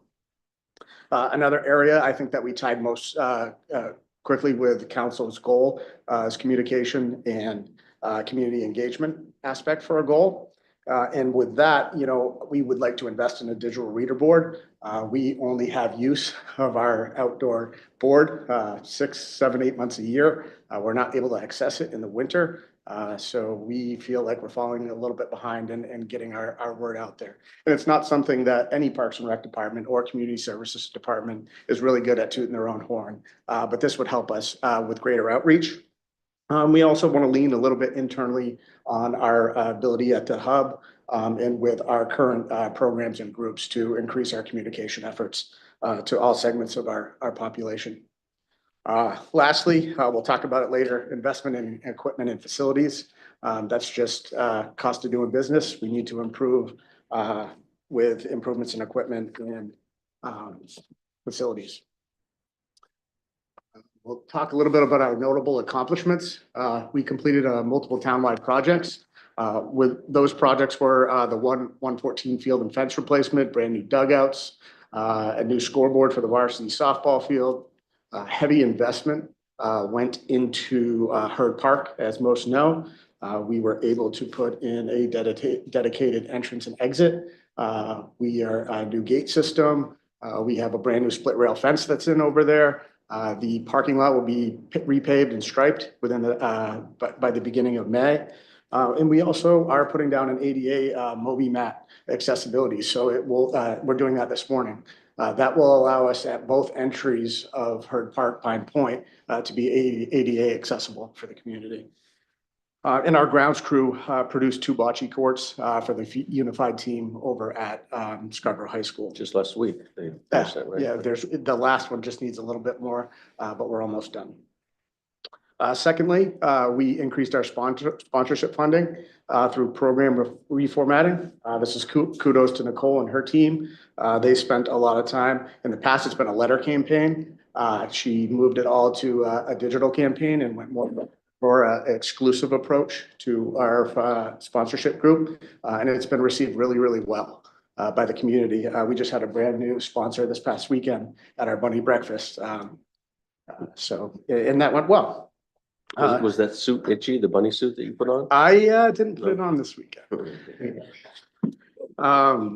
One that we're really proud of is the Park Ranger program. And you know, that goes to Todd and implementation from Todd and Steve and Tony last summer. But it really provided greater outreach and education for the community. And it also helped take some pressure off PD. It being that first line of defense at the beaches and being able to help just a more positive beach experience. One of our goals this year with the Park Ranger program is to make it more educational and interactive with our group, and we're in a great place to do that. We've already have 2 of the 3 filled, and likely we'll have the 3rd one filled next week. We've got a great applicant pool. Another place that we have an accomplishment is expanded partnerships for greater program access. We've tried to lean on homeschool families, teen programming, and some active adult programming to increase our footprint there. Some examples of those partnerships include Mad Science, Teens for Trails, Scarborough Land Trust. So just trying to leverage our current and existing folks within the community to help us push forward. And lastly, another one that we're super proud of, you know, it doesn't look like a lot on paper when you say you rebranded from senior program to active adults and increased. But I will give major kudos to Gail Platts, who's our active adults coordinator, and really trying to push this program forward. She was able to try to reach a different segment of the population that we're not meeting. And by doing so, she reached out to some agencies that do trips that might be more entertaining or try to access for other folks not going to our program. So Colette Agencies, they did a trip to Ireland, a trip to New York City. They're doing an upcoming trip to Cape Cod in May. And this is just us being able to access that other part of the population, the active adults, and then getting them interested in our programming to try to keep it moving forward. Challenges, you'll see number 1 on there. Our community center feasibility study was presented. Obviously that's on hold due to the school project priority, but we look forward to moving that forward when we are able. The other big one here is program growth limited by staffing and space constraints. And that's twofold. You know, we have the hub, it's a dedicated space, but there's only so much space to do so much programming, bring people in. We've had to lean on contractual programming, as I stated before, but really the lack of space is an issue town-wide in terms of our childcare, our summer camps. You know, just food for thought, we have 40 kids on our summer camp wait list right now. We have upwards of 60 for next year's fall childcare program. And that's a tough one to swallow because we aren't able to meet the full needs of the community, but there's only so much space to go around. So we're trying to do our best to meet the needs, but that is a challenge that we face on a daily occurrence that has a direct impact to the community.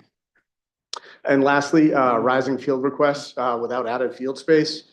This is just a general feedback from our staff and in the multiple community groups that I've had the experience to meet so far in the community. And that might be, you know, certain size fields, whether it's Little League with 9 to 12-year-olds only have 2 dedicated fields, or if it's soccer's ever expanding in this town and just having enough access to field space.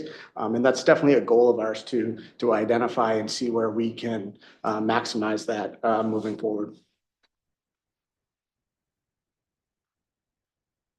This is our department overview slide. When you take a look at this, this is Jill's work. She's very creative in putting this slide together. It really does help you magnify what community service is to the town of Scarborough and really honestly how far our reach is, in my opinion, with a smaller full-time staff relative to other communities. You know, coming from the city of Portland, you know, being very close with folks in South Portland, just knowing how their staffs are built and what we accomplish with what we do, we're really proud of. And another thing I wanted to point out is we have a highly qualified Parks and Recreation Community Services staff. We have 6 current certified Parks and Recreation professionals out of that 20 staff, with 2 more in the queue this summer. So we're going to have 8 of almost 20 staff with a very high credential in Parks and Rec and their focus of always trying to better themselves for the community. As we look at the makeup, our buckets, recreation, beaches, waterfront, that one program coordinator, a full-time position is our active adults coordinator that is managed by the recreation waterfront manager. Operation events, that's really our hub, our ops, our admin, front desk at the hub, and our internal marketing team. That also includes cable, passports, wide-ranging special events. Then we move over to intergenerational, pretty self-explanatory. That's our childcare, our pre-K, and our summer camp staff. And then we have our parks and grounds staff, which obviously oversees all of our athletic facilities, our parks, our trails. They've been incredible at increasing their footprint in winter ops to expanding neighborhoods, which has been I will directly correlate that to those two positions that we received in FY24. Their ability to maximize themselves and do internal projects has really been founded and been a good thing for the community. Just as an aside, I've really pushed them, and I think the additional staff capacity, I've held back and bit my tongue for my entire tenure here, but now with the additional staff of community services, they've expanded their reach to do winter maintenance, not just on campus, but they're doing kind of the whole block here. Gorham Road, up down Route 1, up Sawyer Road, to the full extent of the sidewalk, and then heading up Gorham Road to Maple Avenue, and in some occasions, all the way back around Maple Avenue. So that's been a huge help in terms of getting our sidewalks open, passable, safe, quicker than Public Works could do otherwise. So, and beyond that, just I'm astounded by how much value those two additional positions bring, particularly this time of year with field prep. They are really solely dedicated to making sure that fields are ready for high school and middle school athletics. And just the rigors, particularly early in the season, are really tough. Getting the lines and then of course cutting grass as the season goes forward. Won't that be nice when we're thinking about cutting grass? Yeah, I do. When I look at this, I see that a substantial portion of the budget is grounds and buildings, essentially. It's, as you were saying, mowing lawns, plowing streets and so forth. And it's a puzzle to me. Maybe this is just community tradition, but why that's not a public works function. And the reason I ask that question is it relates to skill sets. Now, my guess is, Nick, nice to meet you. You as well. My guess is that your and training and so forth is on doing things that serve the community, like pickleball, for example. Right? And that if you wanted to be somebody who was in charge of lawn mowing, you probably would have pursued a different area. And so I guess that really is sort of a question of focus and the like, and time and attention of a very specific, dedicated skill set of an executive who is doing things which are probably not in your college. Like when you went to college to become a community service person, did you have to take a course in? It was all inclusive. I wouldn't just state that I have just a recreational background. I oversaw a lot of the athletic facilities team in Portland. Did all their booking and scheduling, worked with the foremen of that crew. And Parks and Grounds is synonymous with recreation and community services in many towns. You look at South Portland Parks and Rec, very relative to what we do. Parks and Grounds is under their full recreation Parks and Grounds budget. And when you look at it, it's a direct service piece. I talked to a colleague in South Portland. We're around 70%, 75% self-funded. South Portland Parks and Rec is around 50% self-funded with Parks and Grounds in their team, and our budgets are very close. So I think Parks and Grounds being synonymous with recreation, I think it does fit that bucket. It does make sense. Yeah, it's a specialty. Having said that, there's other departments, clearly, they could be aligned with Public Works, so, a Parks and Grounds division, if you will. That's not terribly uncommon either. I think it probably had to do it with Nick's predecessor, actually, the originator of community services, Bruce Gullifer, was by his own doing was really a grounds guy. He was a projects guy. And so I think that's probably where it started. I will say having them dedicated really gives us direct access and immediacy. Public Works is stretched in all sorts of different directions. Emergencies pop up, they need to put their resources somewhere. Whereas having a dedicated parks crew within community services, we can really attend to the needs without getting distracted, if you will. Just as I look at this, one thing that came to mind, and in past discussions with Finance Committee, there have been intense interest on how much of community services is self-funded. And in years past, we've been as high as 80% or maybe even higher. The area that's what I'll call stranded costs are really wrapped up into the parks and grounds. There's no one to pay that bill. This is the goodwill of what we do in terms of cutting grass and making our park presentable for our concert series and so on and so forth. So there's no way we'll ever get 100% self-funded. And it's really because there's certain parts, essential parts that we do that there's no one to send the bill to. It is a public good that needs to be done, and it's happens to be coordinated and organized through community services. That's fine. That's helpful, because a lot of things, Nick, people will tell you that Cushing came in here, a lot of things didn't make sense to him, and then he asked questions, and then he was enlightened. So consider me enlightened about this issue. You know, in comparison in Portland as well, with Parks and Grounds under us, you know, Recreation was at the liberty to try to make more money to offset that revenue, similar to here. So it's looking at it in totality as opposed to separately. I bet, and I'll challenge you to do that financial takeoff, taking Parks and Grounds out of that equation. I think you'll be over 90% self-funded. And our last bucket is facilities. We have general oversight, support, and management to 4 staff that oversee our public buildings. And we just hired the 4th building service worker, which has been a longstanding vacancy. So that's a tip of the cap here that we can get some more done moving forward. And that's a division of community services that's kind of grown over time, probably since you've been with the department, Nicole. That started from a single custodian here at Town Hall to, as we have more facilities, into more of a facilities department. And really, I'll just take the opportunity to say that that's something that we strive to do, to really staff up and appropriately consider facilities, not just to make sure the bathrooms are clean, but it's planning for capital investments and coordinating, just knowing that multiple roofs have to be done. Let's have you know, a joint bid and get better pricing. And so that's where we want to get to. And you'll see some of the requests in the budget, particularly the ones that have been deferred, really point us in that direction. The last thing I'll say, just for those of you that haven't you know, made it your business for all that long, community services is really the department that when something comes to our attention once and it doesn't fit well with another department, the land of misfit toys is community services. Everything kind of lands there, whether it's passports, you know, things that aren't necessarily conventional, but they have been incredibly resilient and able to pivot and respond to whatever the community's needs are. And I don't think they've ever said no, to my knowledge. So it's really essential to have a department that is flexible to meet community needs, whatever those might be.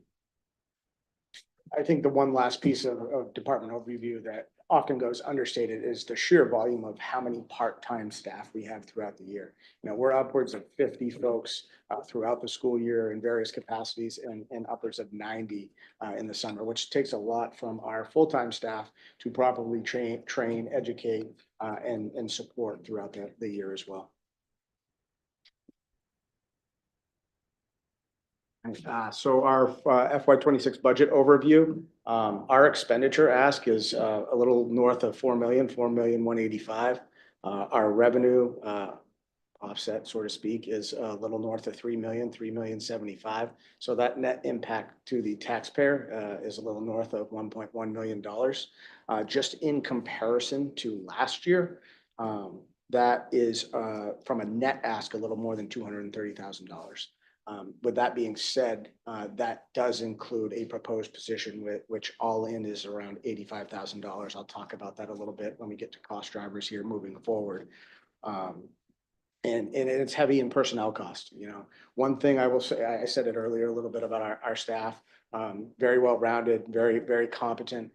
Our biggest asset is always going to be investment in our staff because we are in the people business and community services. And it's something we'll always do.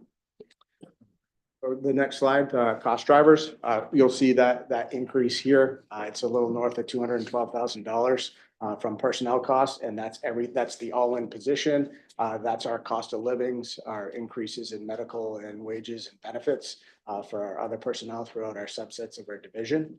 So that's our biggest cost driver. The second biggest cost driver is our other costs.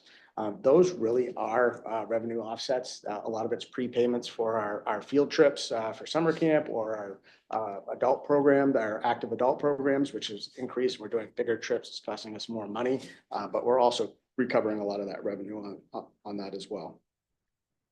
And I spoke a little bit to our self-funded rate. I don't have a slide for that. I know that's one that's been presented in the past, but as we're currently constituted with that position, we'd be in the 73-74% self-funded rate, which, you know, in comparison, again, relative to very strong, that has Parks and Rec, our Parks and Grounds included in their overall budget. Next slide, please. New initiatives and investments. This is the position we talked about. I think it was titled Recreation Manager in the full budget book, but it's not a manager position. It's a coordinator position. The all-in gross request is a little north of $85,000. We do expect additional revenue with this. This is a conservative approach with $40,000 in offsetting revenue. I think as we build that capacity, it will tell us a lot. Are we able to do more outdoor programming, more naturalist programming? And that's something that I will say that we will invest ourselves. We will commit, like we did with Parks and Grounds with those two initial positions, to do as much as possible. So we're maximizing this full FTE in every capacity as possible.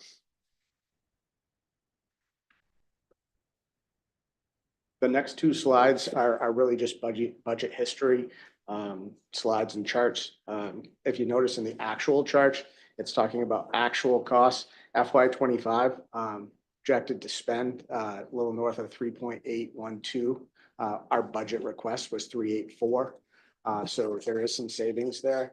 And I know my predecessor and myself, being mindful of resources, that's something we'll always do in community services, is not try to spend the full allotment if we don't have to. But if we do have the ability, the need to expand a childcare program or get something that we truly need, we will do so. But over the course of the years, it's been pretty good about turning money back in or not spending the full allocation. And this is just another comparative chart, you know, dating back to FY23. In terms of capital improvement plan, you know, I'll talk about equipment first. Most of these requests are related to Parks and Grounds and either maintain a level of service or improve our operations. The first one being the infield dragging grooming machine.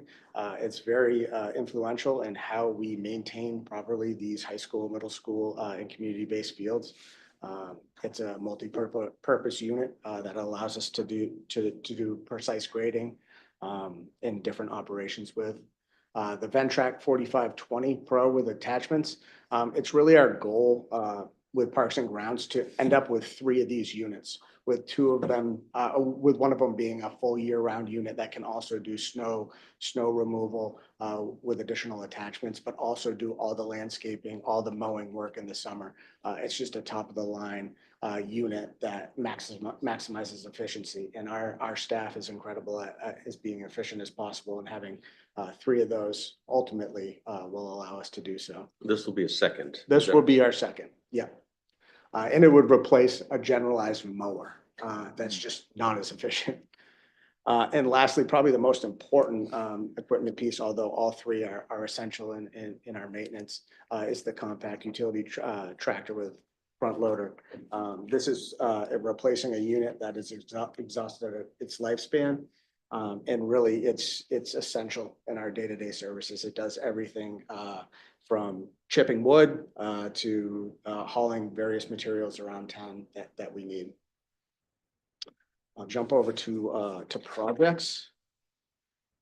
You know, I had to put this budget together in 3 weeks. I didn't have an entire year to dive into that master plan. So from a project standpoint, I've invested a lot of time the last month and a half or so learning, more about our master plan, what priorities should be. So, things are obviously always in ebb and flow, but what we have here presented in front of you, the first one is holiday lighting. I know this has been on past packets or information within the town. It's very similar to what Westbrook and Gorham do. They contract out to a service that does it a little bit better than we do internally because it's their standard operating procedure. It would do public safety building, town hall, and parts of Memorial Park. I know there were some questions on the FAQ of expanding that. Expanding that would cost more money to do so. This first year, it was really something for us to try to see what we could do and what we could get out of it, with hopes that maybe we do improve the service moving forward. The digital sign I've already touched base briefly on, just helping us in our marketing and communications. I will say this digital sign, if we ever move from the hub, which is the ultimate goal to have a community center in this town, that would come with us. It is movable, so it wouldn't be a lost cause at the hub. Eastern Trail safety fencing. This is a project that was on last year originally and didn't make the cut. It's just putting some fencing up in areas of unsafe areas over at Eastern Trail. This ice rink kits and groundwork is also something that has been in past requests from a CIP standpoint. Obviously, winters here are all over the place. And keeping ice and maintaining ice. This was probably our best year in a very long time due to the cold, to be honest with you. But long term, this would allow us to do some groundwork, level things off, and have the basis of ice rink operations that would also allow us to service them better and more efficiently. And lastly, the basketball court renovation at Mitchell Sports Complex. I walked this court on Friday. It is in very bad shape. There's major sinkhole in one area. There's major cracking. And this is a multi-purpose facility that we utilize for not only for basketball, and you'll see it heavily used, especially after middle school ends in the afternoon, but we have a lot of bring your own pickleball too that utilizes that. And I'll go so much as our grounds crew, maybe to a little bit of the chagrin of us, it cleared that Mitchell Sports Complex basketball court this winter so they could play in the winter. And they were the constituents were very happy that we would do so because they were able to get some outside pickleball. But it's a multi-use complex, and it's really at the end of its lifespan in terms of court surfacing. So I would highly recommend repurposing that. So that opportunities for further investment. Initially, a lot of the feedback I received in my first few weeks was around our childcare and talking about retention of long-term employees and the size of our program, comparable to other towns and what they have for staff. I will say in comparison to Portland, we had site coordinators that were 35 hours. Portland is a 37.5-hour work week. We had 35-hour site coordinators at all 8 of our in-town sites. So that was able to help take a lot of the pressure off our management staff and coordinators to get around to do a lot of the trainings. By nature, childcare, we are seeing far more younger staff. We're not seeing the college graduates anymore. We're seeing younger staff that need more tutelage, need more support. And with the size of our program and not even being able to meet the needs of the totality of that, initially that was a request that we made that didn't quite make the cut this year. For capital items, this list could go on and on. We have a lot of deferred maintenance. We have a lot of projects that are in the queue or have been pushed off for further years. Most specifically that I put forward was Black Point Park and also the tennis court and grade drainage area. But we also need to focus on funding allocations that we've received in past budgets to carry forth and finalize some of those projects. So that is a direct focus of mine here in this first year as well, to make sure we're doing that. Probably worth just mentioning, I think council's been in receipt of some communications over the last week or so. One from Little League regarding lighting of Peterson Field. That's something we can talk about. And the second being late flurry of interest in additional pickleball courts. I'm not sure where that's coming from. I think it's just organic, it seems. I think there's an opportunity to talk further about the skate park. We do have funds allocated for rehabbing that facility. And it really is ideal for pickleball, but that would potentially displace and do something different with that space. So that's something I encourage Nick to talk to staff about, maybe bring to the Community Services Advisory Board for further discussion. I think it probably has been touched on in the past, but that's something with resources in hand, we could mobilize quickly if that's a priority. That's it for me on further investment. I think that would bring us to questions and discussion. Who wants to kick us off? Oh, if you want, let's carry this. I know this is your community service, so why don't we let you go first? There you go. So do you not charge like the Little League to use the fields? We do not. Okay, and so I want to acknowledge that we did get an email from the Little League requesting lights. I mean, great idea. I think it would be great for like a committee to discuss it and explore it. I mean, I don't even know who would be paying the electric bill. I don't even know how the neighbors would feel about having bright lights. Right. I live near there. I know people who live abut that. So I really feel like that's a great discussion to have maybe within some of the boards and to see and then further explore. I don't know how that works, but I think that was kind of my initial take. And also I think and that circles it back around to, I think one of the things that Todd was always saying was he felt like we needed designated fields. And so, to put lights on a field that was designated, I mean, I guess that makes sense to me, but we don't really have that right now, it feels like. Do you know the last time that we actually added like playing fields, like soccer fields? to this The town? last field that we added was part of the Wentworth building project, which was 2014, which is just one field over there. And then before that, I think we were looking at 2006 at Black Point. Black Point Park. So it's been a long time since we've brought additional fields in. I will say, Karen, I believe the Little League field that we're talking about, it is sole purposed. The Little League has certain dimensions of the base paths and condition of the infield, so on and so forth. I'm not aware that we have any other programming on that field. It's solely. It's a single use. Soccer uses P3, so P1, which is the requested light, would be for boys baseball only, ages about 9 to 12 years old. It wouldn't put lights on the P2 softball field or P3. Well, I want lights on soccer.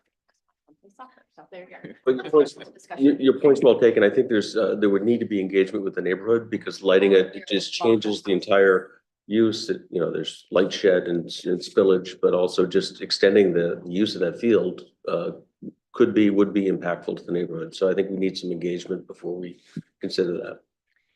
One of the things that sticks out to me, because this has been my experience as a parent in Scarborough, is the wait list for childcare. And I know that you guys are basically limited to so much space that you were available. Like, if you were given more space, would you be able to accommodate the wait list? Or would you feel like you maybe would not be able to get staff? Well, I think we're in a better staffing position, especially if you relate it to summer camp. I think we could get enough staff to take from that 40-person wait list. A little bit different story. We would do our best, obviously, to meet those needs. But in terms of space, everybody's constrained for space here in Scarborough. The school, that's why they're looking at a school project. They're constrained for space. We would, potentially have the ability, if we were given additional classrooms or different space, to grow. But that comes with a lot of different factors and considerations. And I mean, I'll just say to my colleagues, I think that's one of my concerns is that we have this ever expanding. I mean, we're freaking out about the incoming class of kindergarten, but yet we don't have space for them, but never mind, we don't even have it's such a hard thing as a parent when you're like, oh my God, I didn't get into aftercare, and you're suddenly, where am I sending my child to some random place? And so to me, this is a big issue that I would really love to meet the needs. I see the panic and I see the fear of all the parents who didn't get in. They don't know if they're going to get in. Are you going to get staff? And the same with the summer camps. And so I just would love to be able to solve that problem a little bit for our residents. I agree. We fill within 5 minutes, usually quicker. So it's That's generous. That's generous. So I will pretense this conversation with I'm a tennis player. So I think I just want to kind of differentiate with what pickleball looks like in Scarborough, because I mean, my understanding is that some other towns don't even have pickleball courts. So we have a couple towns around us that have no designated pickleball courts at all, if that's correct. Like you said, South Portland does not. And so I think we're already ahead of the games with South Portland, where we actually have 2 designated courts. And I think one of the things that I'm just gonna say is I think people sometimes maybe don't understand that, like, I would believe all the tennis courts, are they all lined for pickleball as well? And so I think we. All actually have- except for the main ones here at Mitchell Sports. Right, and so I think there's actually more pickleball courts available than maybe sometimes the residents are aware of.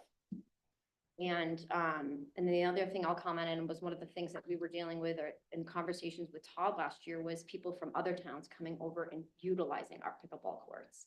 And so I'm putting that out there because I think there is a problem within a problem where it's expanding everywhere and just like other people are coming to our community and I think using our facilities and then sometimes our residents are being slighted just because of that. And so I hesitate to be like, oh, we need more pickleball courts where maybe people don't realize the courts down the street actually are all lined for it, or that you can set them up on the basketball courts. And so I just want to reemphasize, I do support the projects that you put forward. I had a question with the Eastern Trail fencing. Is the Eastern Trail Alliance, do they not participate in any sort of safety? maintenance? Typically, the communities that have the Eastern Trail going through it are responsible for maintenance, including an investment like this. And this is for an area, why it wasn't done before the trail was ever opened. It's for some areas kind of approaching the close the gap area where there's some steep slopes on the side. So it's safety in that regard to make sure that folks don't walk the trail. This is something that I think we've been aware of for probably 5 years at this point. We also put some fencing around some of the water bodies. There was an unfortunate incident with a dog that drowned at one of those locations. So it's not fail safe, but I think it's better. It does fortify that one spot. With the digital sign, I mean, I feel like that would be a good investment because you probably hopefully get more enrollment in your programs and things like that. And then also just with the basketball court renovations, Mitchell Court, again, I know there's a lot of requests for different competing needs at this point, but the Mitchell ball, that basketball court I think is really important because it's actually all the kids hang out and there's so many activities there and there's so many different unsupervised activities going on there as well. And so I just would like to really make sure that we don't start shifting things around and losing that. That's all I got. We can know more about those unsupervised activities. I'm sure. Counselor Cushing? I'd like to join some. Yeah. Where to begin here? Let's start with daycare. I know a little bit about that. My wife ran one of the toddler inns for many years, so I felt like I was by proxy a daycare manager. And at one point in time, I gave some thought to actually say, well, why don't we go ahead and do this? So I did all of the numbers until a very wise friend of mine said, it's people, Don. But my point is that it is a business. It operates privately. And it would seem to me that if we have demand, you could carve that out of your financial statements. You could look at the revenue and expense. You could figure out what the rent would cost. And you could make a determination as to whether or not the demand would support it. And then down the road, your question really comes back to the central question, which is, can you find, train, and keep qualified people? And that really is the nut. And I can tell you from my own experience, which was years ago, that there were categories. You had a lot of ex-moms, if you will, who didn't like the fact that they didn't get to do the parenting again. But then you also had some people that I wouldn't necessarily want to leave my kids alone with. Okay, so, but I think that is the equation. And I mentioned that because it relates to my second point, which is I think Tom was saying, well, I'm sure if we added it all up, for the most part, the only piece that wasn't self-sustaining would be the grounds and buildings. Well, my thought is carve it out, okay? Is put it over here, make it clear to all of us that mowing lawns, et cetera, we do. It could be a public service cost. It is here, but you've persuaded me that there are good reasons that you don't want to be calling and having to beg the public works guy to mow the lawn on the ball field. I get that. Nonetheless, it sits out there, to use your parlance, as a public good. And the rest of it, if you're gonna claim it's a business, then show it's a business and break these programs out so that you can evaluate them on a profit and loss basis, and you can make decisions as to whether or not there is, if they are running, for example, at a loss in a town government, that's not necessarily a bad thing. You can look at it and say, yes, we run this at a loss because there is a community need for it. But at least you know that you're running that program, that program is not self-sustaining. And that's generally been my problem with a lot of this budgeting, is that we get a book here that weighs 20 pounds and trying to distill some real actionable information out of it takes a lot of time. So that's that. Now I'm going to go back to my favorite topic, which is the Heard parking lot. You've probably heard from me that I am puzzled again as to why we have electronic gates, but we do not have a full-on parking lot management system. Now, I was down there on the last sunny day we had, I think was a month ago. And the parking lot was full down there. And they were down there putting up the meters and so forth. And it seems to me that it would not take much in this budget period to go the next step, to put the thing on there, not to use it all the time. And then you're in a position to say, we can charge this much for the first hour, we can charge differential rates during the day. We can have people not on the honor system at 7 o'clock in the morning. We can do just like a normal parking lot does. And you get, as a bonus, utilization data, which shows you when your demand times are, and that would help you with staffing. To me, there is no reason why we can't do that now. And that it would work at Heard, it would work at Ferry Beach, it would probably have trouble at Higgins, but the notion that we have to do it the same way everywhere is probably false. So I'm urging you in this budget to go ahead and take that extra step. And the major reason is that right now, the people from Saco and Buxton and other places who want to come up here and walk their dog or surf for an hour are going to get hit with $20. And to say that, well, they don't live here, so what? Well, if that's the case, why don't we just make the beaches town beaches? Give everybody a free pass and make it a taxpayer expense. So I know that I obsess about this little thing, but I think somewhere in the Bible it says, "In the small things we know ye." And those things that are plain, simple, observable to the town, to average citizens who scratch their head and go, what? Reflect broadly on the larger piece. So that's my speech. I've made it before, but I've not had a chance to make it to you. That's a conversation Tom and I have had investigating that throughout this summer, and that it's something that will be on my docket to see, what those costs are and how an implementation of something like that when. So we'll do our due diligence on that. I'm sorry, can I ask a clarifying question? Do you want to charge year round? Well, I'm not going to have to say in that, but I would tell you that I would certainly extend the season. Sure, you could charge a year. I didn't know if that's what you. And the major limitation of that is basically plowing the lot. And there are people down there. I walk down there in the wintertime when I check the tides. Wouldn't affect me because I'd have a year-round beach pass, and that would make a lot more sense is to have a year-round beach pass. And my guess is that it would improve the revenue, and changing the prices would be more like we do with all of the other licensed activity in town, which is the town clerk would do her due diligence, put the numbers in the machine and put an announcement in the paper. So I think we can put a pin on this for now. I think it's important that you guys come back, maybe not so much the other departments, but to come back and talk about the CIP when we meet on Thursday, because I think this is a CIP conversation if we want to consider adding something, even if it's in 27. I'm just my perspective. I think the budget you submitted is great. I'm not supportive of making any adjustments at this point. I do want to look at your CAP again on Thursday when we meet, because unlike Counselor Shoup, I do have a difference of opinion in terms of what's prioritized. One of my concerns, and maybe for you guys to think about when you come back Thursday, last year in the FY26 and the CIP in FY26, there were $3.4 million of things that were in that year.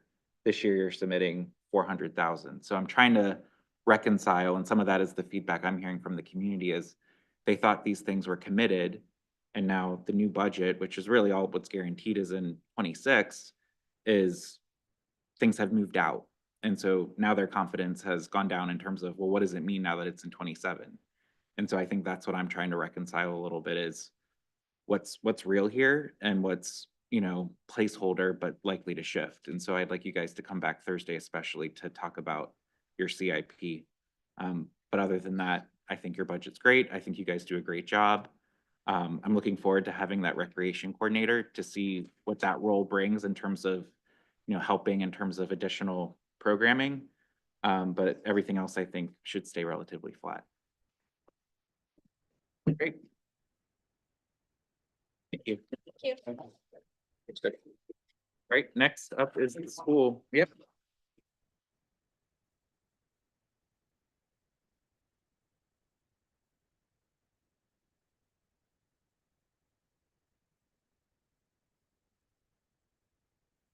That's good first budget.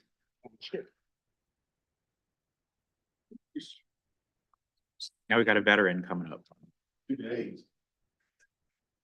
Get 2 days in this. Oh, yeah.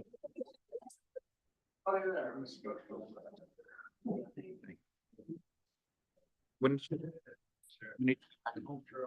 Sunday, 12:30, or 1 in the morning. In the morning.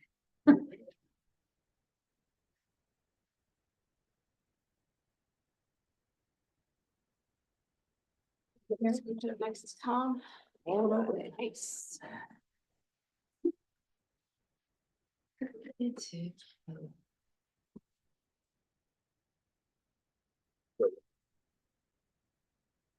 Who's gonna be, I don't know. Yeah. I told her to get well suited for the chair for the She just had some surgery today. Yeah. All right, welcome. You guys got good news for us, I hope, or No. no? No news is good news, right? Our proposal was good news. Yeah, Right? right, you're right. Right off the bat, and then. As good as so it we're gonna gets. Start with that. It gets downhill from there. Few moving parts.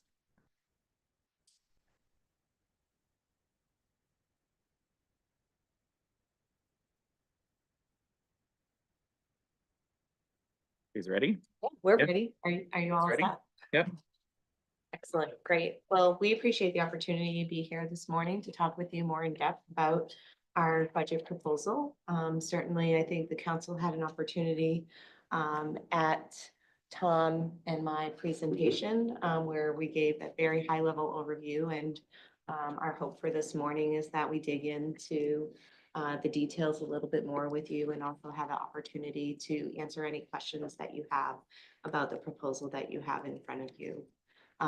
We did work really hard to be diligent and purposeful about making sure that our proposal to you was improved this year and included more data points and hopefully illuminate a better understanding of the way that our budget works. And so that was our shared intention from the start. So hopefully we've kind of hit that mark at least to a greater extent than in the past.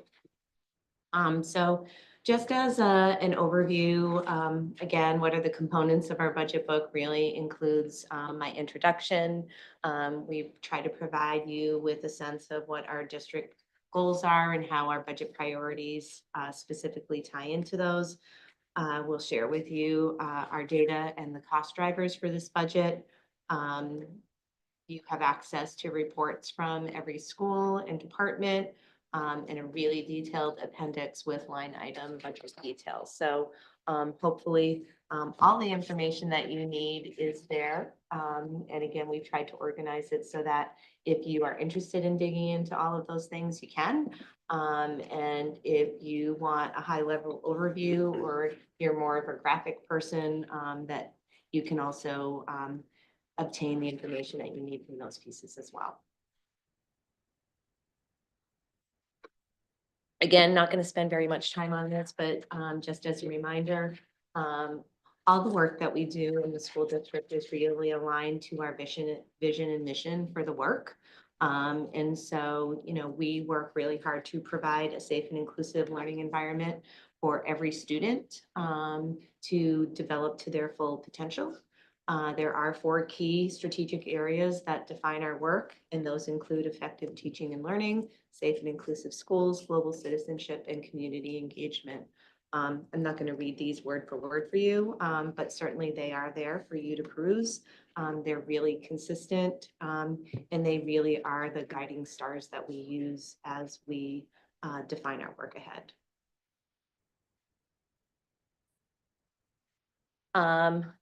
Our budget priorities for this year are really aligned with where we are as a district with our goals.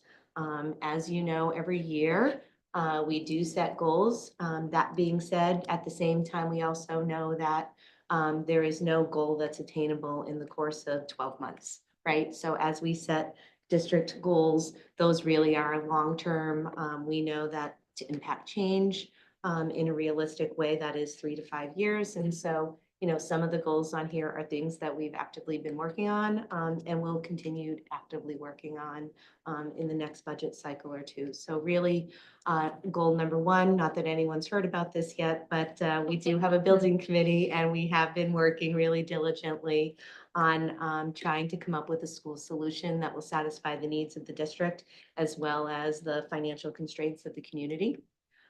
Goal number 2 is really looking at our multi-tiered systems of support for intervention to make sure that all students are getting the academic and personal support that they need to be successful students here in Scarborough Public Schools.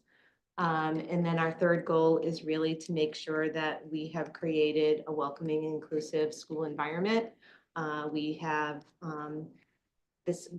We're finishing up our 2nd year investing in social emotional learning curriculum.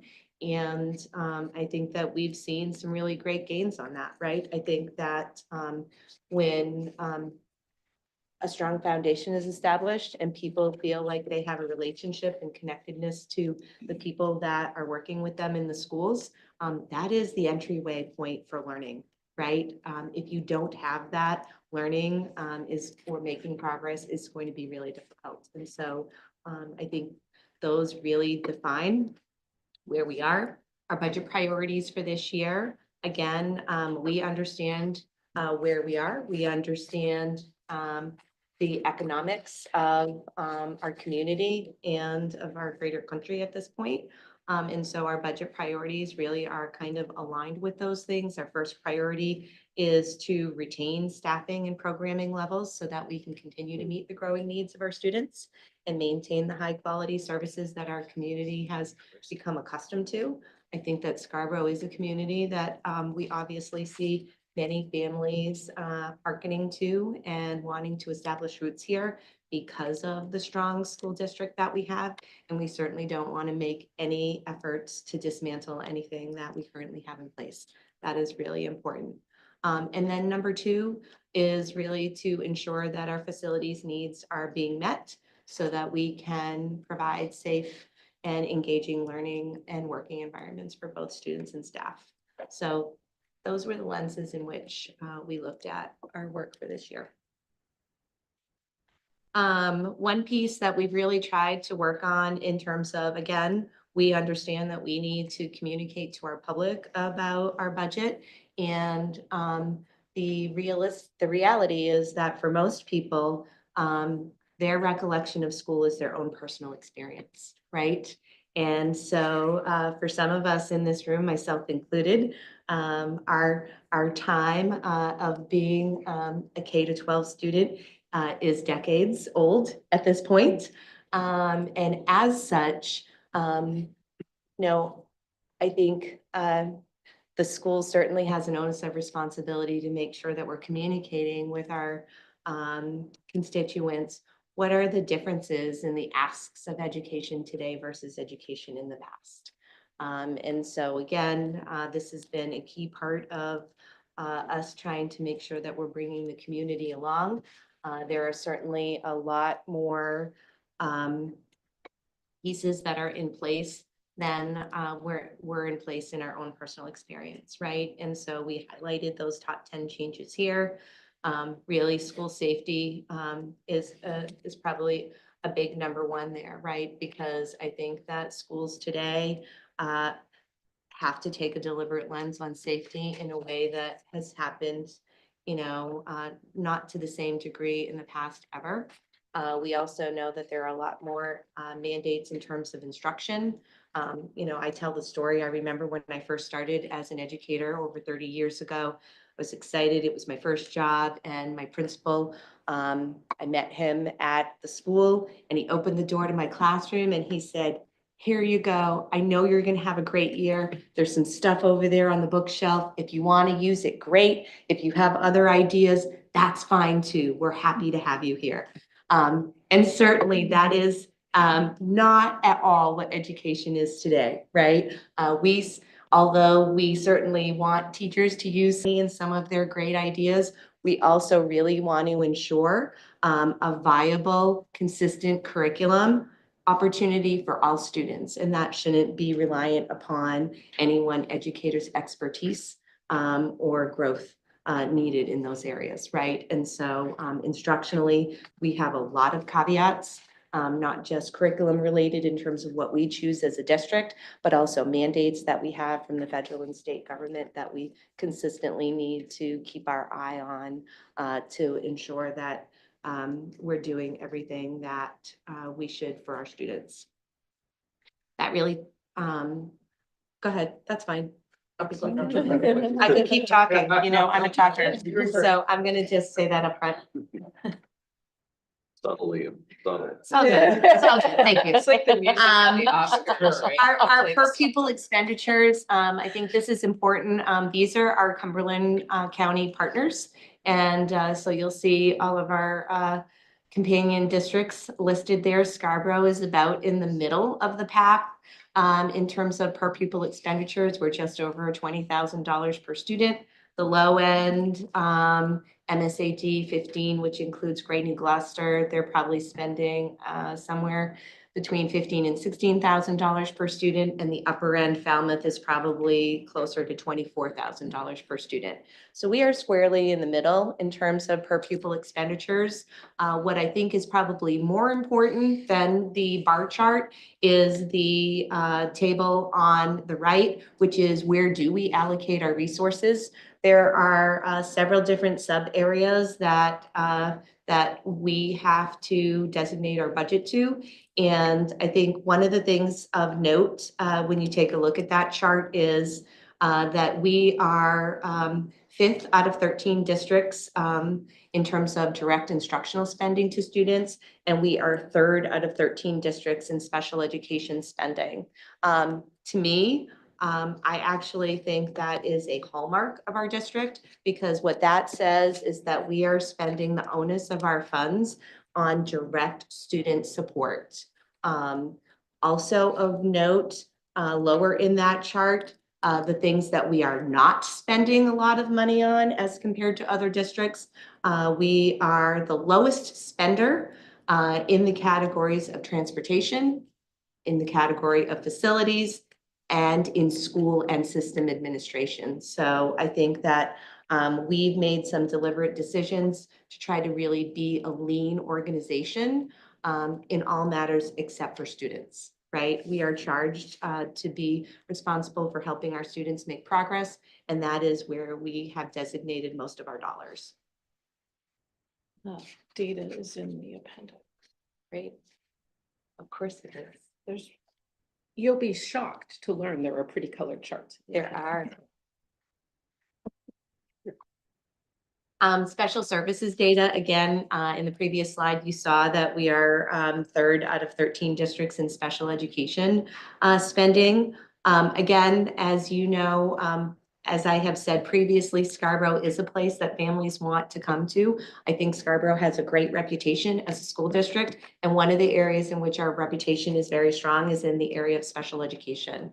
And so, you know, I don't think it is a secret that there are some families that are probably moving to our district specifically because they think that their students might receive a higher level of support for special education needs than they might in other districts. And so this slide just designates for you what some of those special services are. So if we take a look at the level of support, we currently are just over 16% identified students receiving special education K to 12. We are a little just under 10% in terms of students who receive accommodations for 504 plans. Just under 8% of our students are identified under GATES, which is gifted and talented. And then 4% of our student body is currently identified as multilingual learners. I will say, I know that you have probably heard me say this before. I think the concern that we have as a district and what's really driving our special education spending at this point is really our incoming student population. For the past 2 years, we now have 50 students, both in FY25 that we're in right now and what we're anticipating for FY26 in terms of students who have been receiving services under special education as pre-K students. And so it is a little unsettling when we're just opening the door and greeting kids, and we know that 25% of those students already are identified under special education. And so you have seen that. That is a major cost driver for our budget.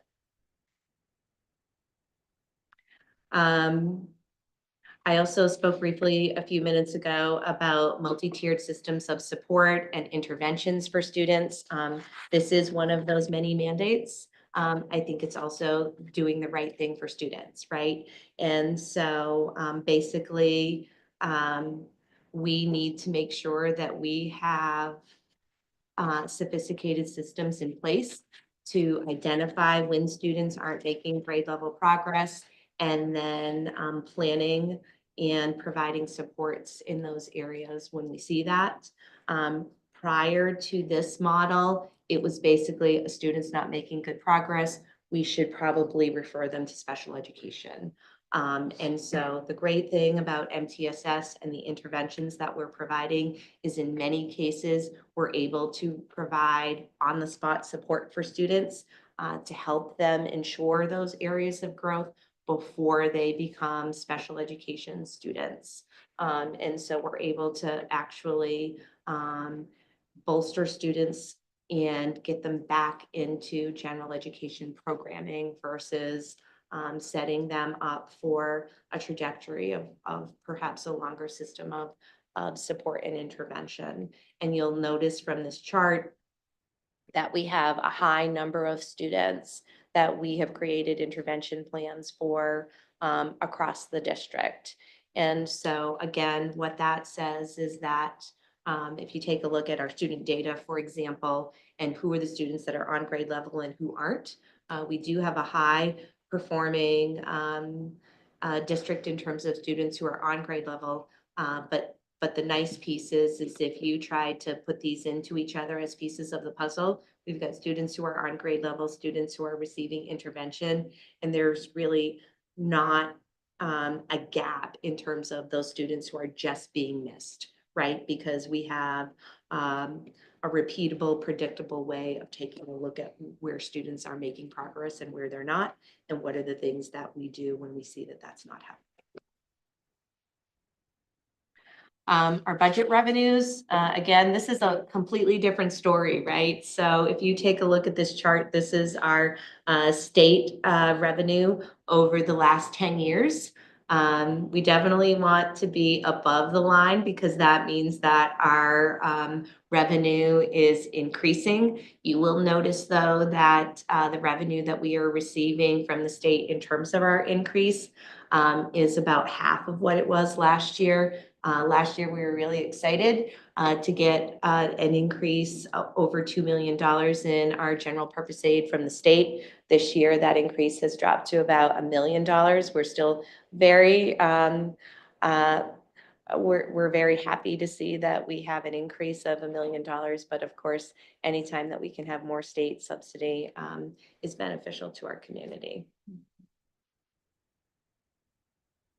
There have been a lot of questions coming forward about federal funding, given the ever-changing political climate that we're living in. And so in terms of trying to be proactive about that, we're trying to make sure that we're communicating to our community what is the federal funding that that we are potentially impacted by. This coming FY26 budget, about $1.6 million of our total budget is federal funding. And we have no hard information at this time about any funds being withheld. I think some of you probably saw on the news last week, they were talking about, I think there was a temporary freeze on federal funding for school nutrition programs that was quickly reversed.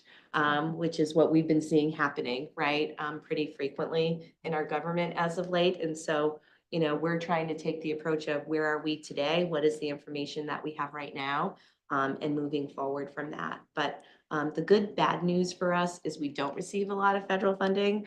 And so impacts, if changes are made, hopefully would be minimal to the district. Excuse me. Sure. Is that, we also receive state aid and state gets money from the federal government. Do you see that as, do you see the federal changes affecting what we might get in state aid, or they segregate? Yeah, so, I mean, at this time, I think there is so much up in the air, and I think it's becoming clear that whatever does happen is going to have to go through the courts. And so the information, you know, that we have received at this time is that future impacts would probably be more associated with like the FY27 budget, because some of this is going to get held up, right?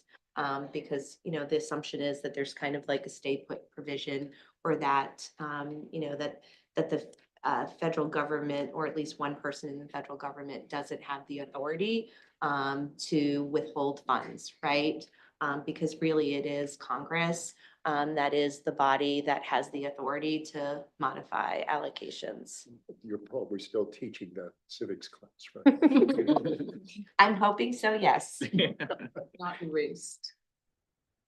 Major cost drivers in our budget, again, not unlike other departments that I'm sure you're hearing from, personnel costs really do drive our budget. Over 81% of our budget is driven by personnel. Since the FY25 budget, we have negotiated several contracts, and those are listed here. We're also under negotiation right now with our professional staff, which make up the largest number of employees in our district. And so, you know, there is going to be an impact to this coming budget on that, I would presume. Anthem Health Insurance is another major cost driver.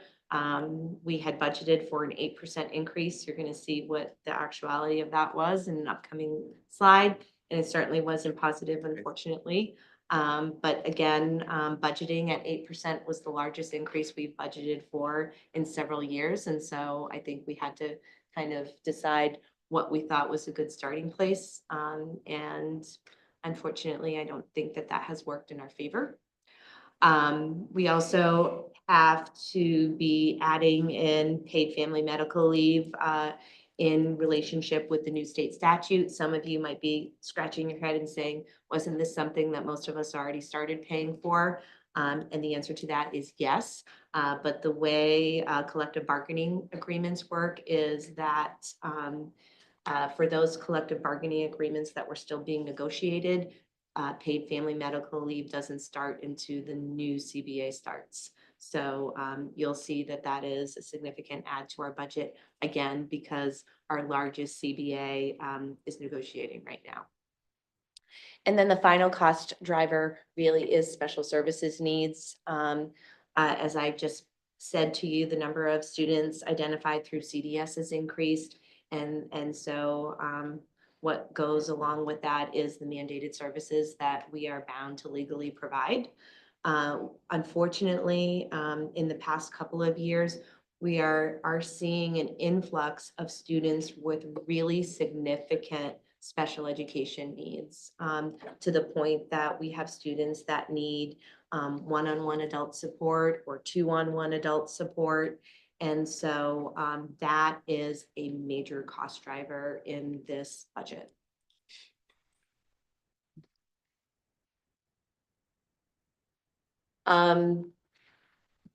Level services budget, this is how our budget starts.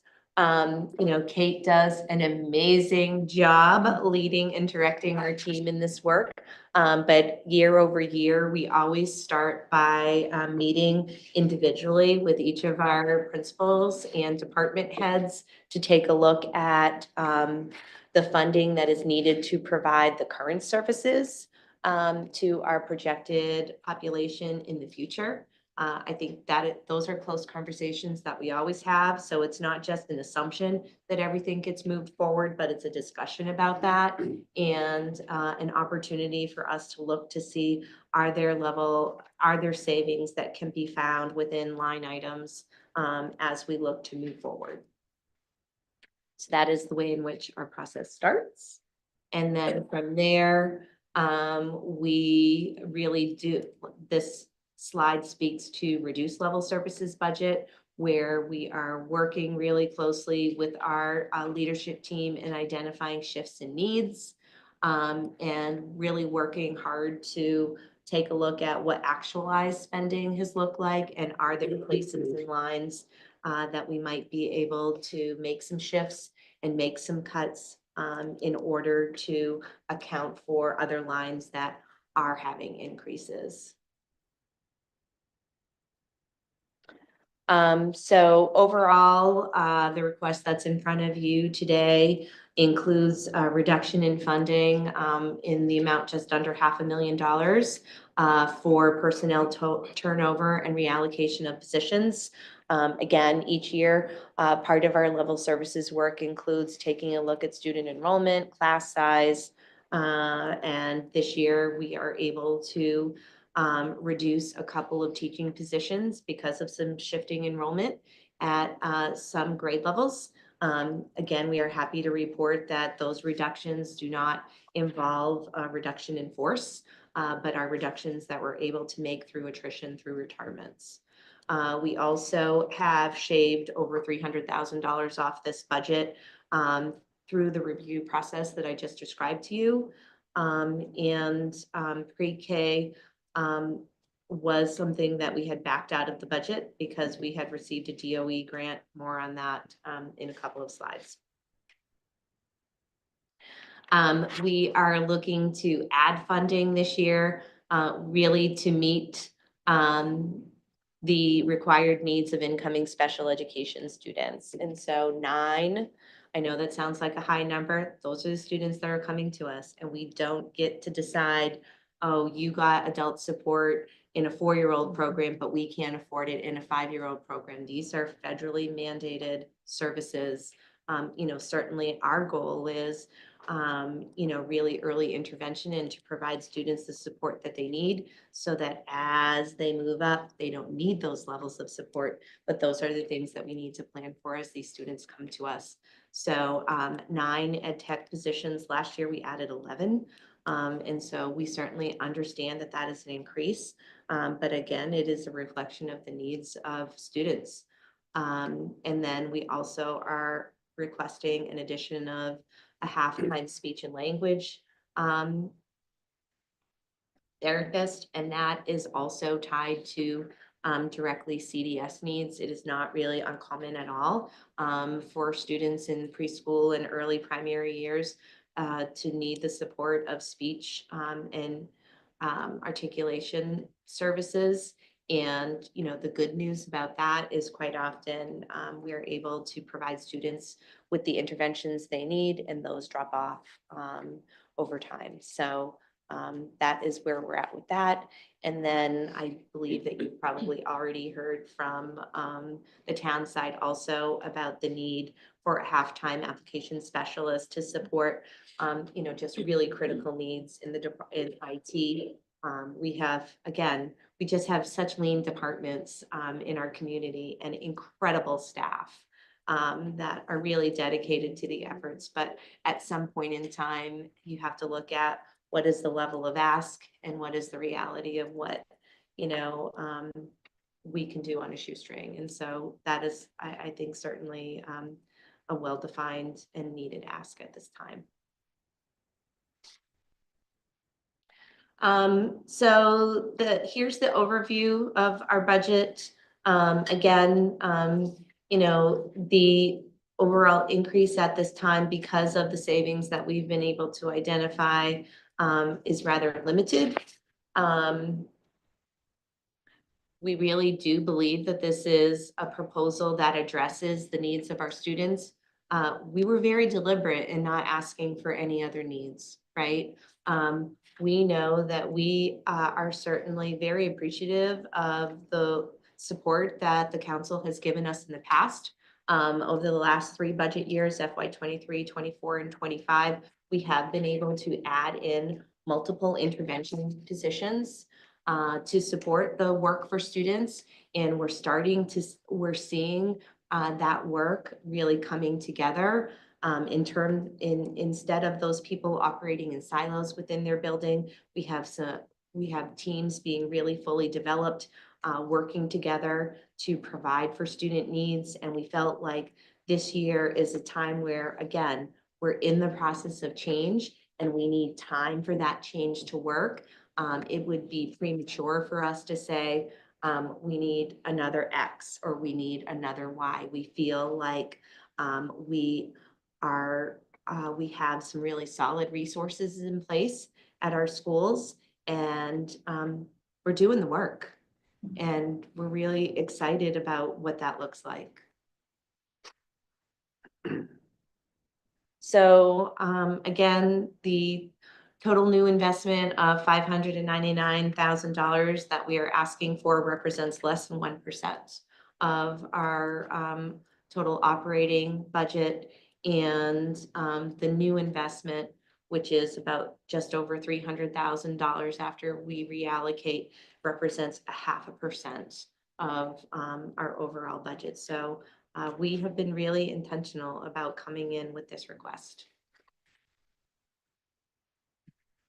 And you can see here from the slide what the overall increase is and what that tax request is.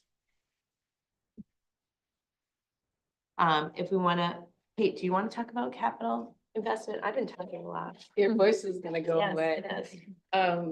I think I heard you say, John, that you guys are doing a separate session on capital, but you have our data, and these are basically the kind of buckets that you're going to see in our budget every year. Annual replacement of vehicles, including buses. We have 30 buses. It's recommended that we do a 10-year cycle on them to keep them safe and not falling apart. So 3 buses a year is typical. This year, I believe we'll be looking at a specialty bus with a wheelchair lift. We have a number of vans and an older bus. But I think we need a new bus that's specifically available for folks using wheelchairs. Technology, you may hear more from that department about that because everything is pretty much shared services, but we are included in all of the strategic planning that department does for the town. And our tech refresh mostly at this stage focuses on student devices and teacher devices because we have a one-to-one laptop or Chromebook program for our kids. And then in facilities, long-range planning, I'll take a little sidebar on that because in our current budget proposal, in the capital budget, we have a placeholder, which is actually under the building project, not under long-range planning. We've got it labeled transitional facilities needs, which is, I don't know, a little poetic. It's a descriptor that says that we're somewhere between the long-range planning moment, which is out there, you know, and the moment when we actually have a project. And so what we were hoping is that during the course of this budget development process, we're also going along with the SBAC work and that by the time we get to second reading, we might have a better idea of what that would look like. If that's not the case and the timing doesn't tie out, I think that transitional facilities needs is still going to be in our proposal, and it's bookmarked at $600,000 right now. And the idea and the conversation, I think, will be around, once we know what the project is, then how do we get from here to there? And what's the time frame? And what are we going to need to meet the needs of our students who are going to arrive before that project is actually completed? The other buckets under facilities are going to look pretty ordinary to you or familiar to you. We have annual amounts and cyclical reviews of all of our facilities and our equipment. And, you know, I know you hear a lot from Todd Jepson about how we try to keep things in good shape and get out ahead of problems. So you'll see the detail in our capital budget, and most of that is going to look like cyclical replacement and renewal of items in our facilities that need to be repaired and replaced. There's really not a lot of new material out there. This is just a quick recap of the amounts. Again, fairly standard, but with the caveat that we may be throwing some numbers in there in the 5-year plan to represent what's going on with the building project, the school building project. And this is a recap. We have 4 major funds that we talk about in the school budget and that are folded in under the education label. Our general fund is the K-12 operating budget that the voters vote on in the public referendum. Then we also have adult education, school nutrition, and capital improvements. School nutrition has been self-funded now for 5 years, which is pretty cool. That is one of the few benefits I can think of COVID, because with the large influx of federal money, the program was able to be self-funded. And then once that money dried up or went away, the state actually took on the burden of making sure that all children could have free breakfast and free lunch in our schools, which is outstanding. We're watching the battles go on about how long that will continue, but we're expecting it to continue through next year. Here's the slide Diane didn't want to talk about, so I'll do it. There we go. I'll be the bad guy. I did put some red and green there, so there are a few green sprinkles, Yes. okay? It's It's got not some all green bad. Oh, yeah. So as Diane alluded to, I mean, the first thing to know is that because we have our first reading, the board's first reading is so early in order to bring our budget to the town to be folded into the municipal budget, we always have items in motion. Sometimes we're lucky. Last year we were very lucky with our Anthem rates, but because our Anthem bill is so high anyway, a little bit of a fluctuation in percentage increase makes a big number.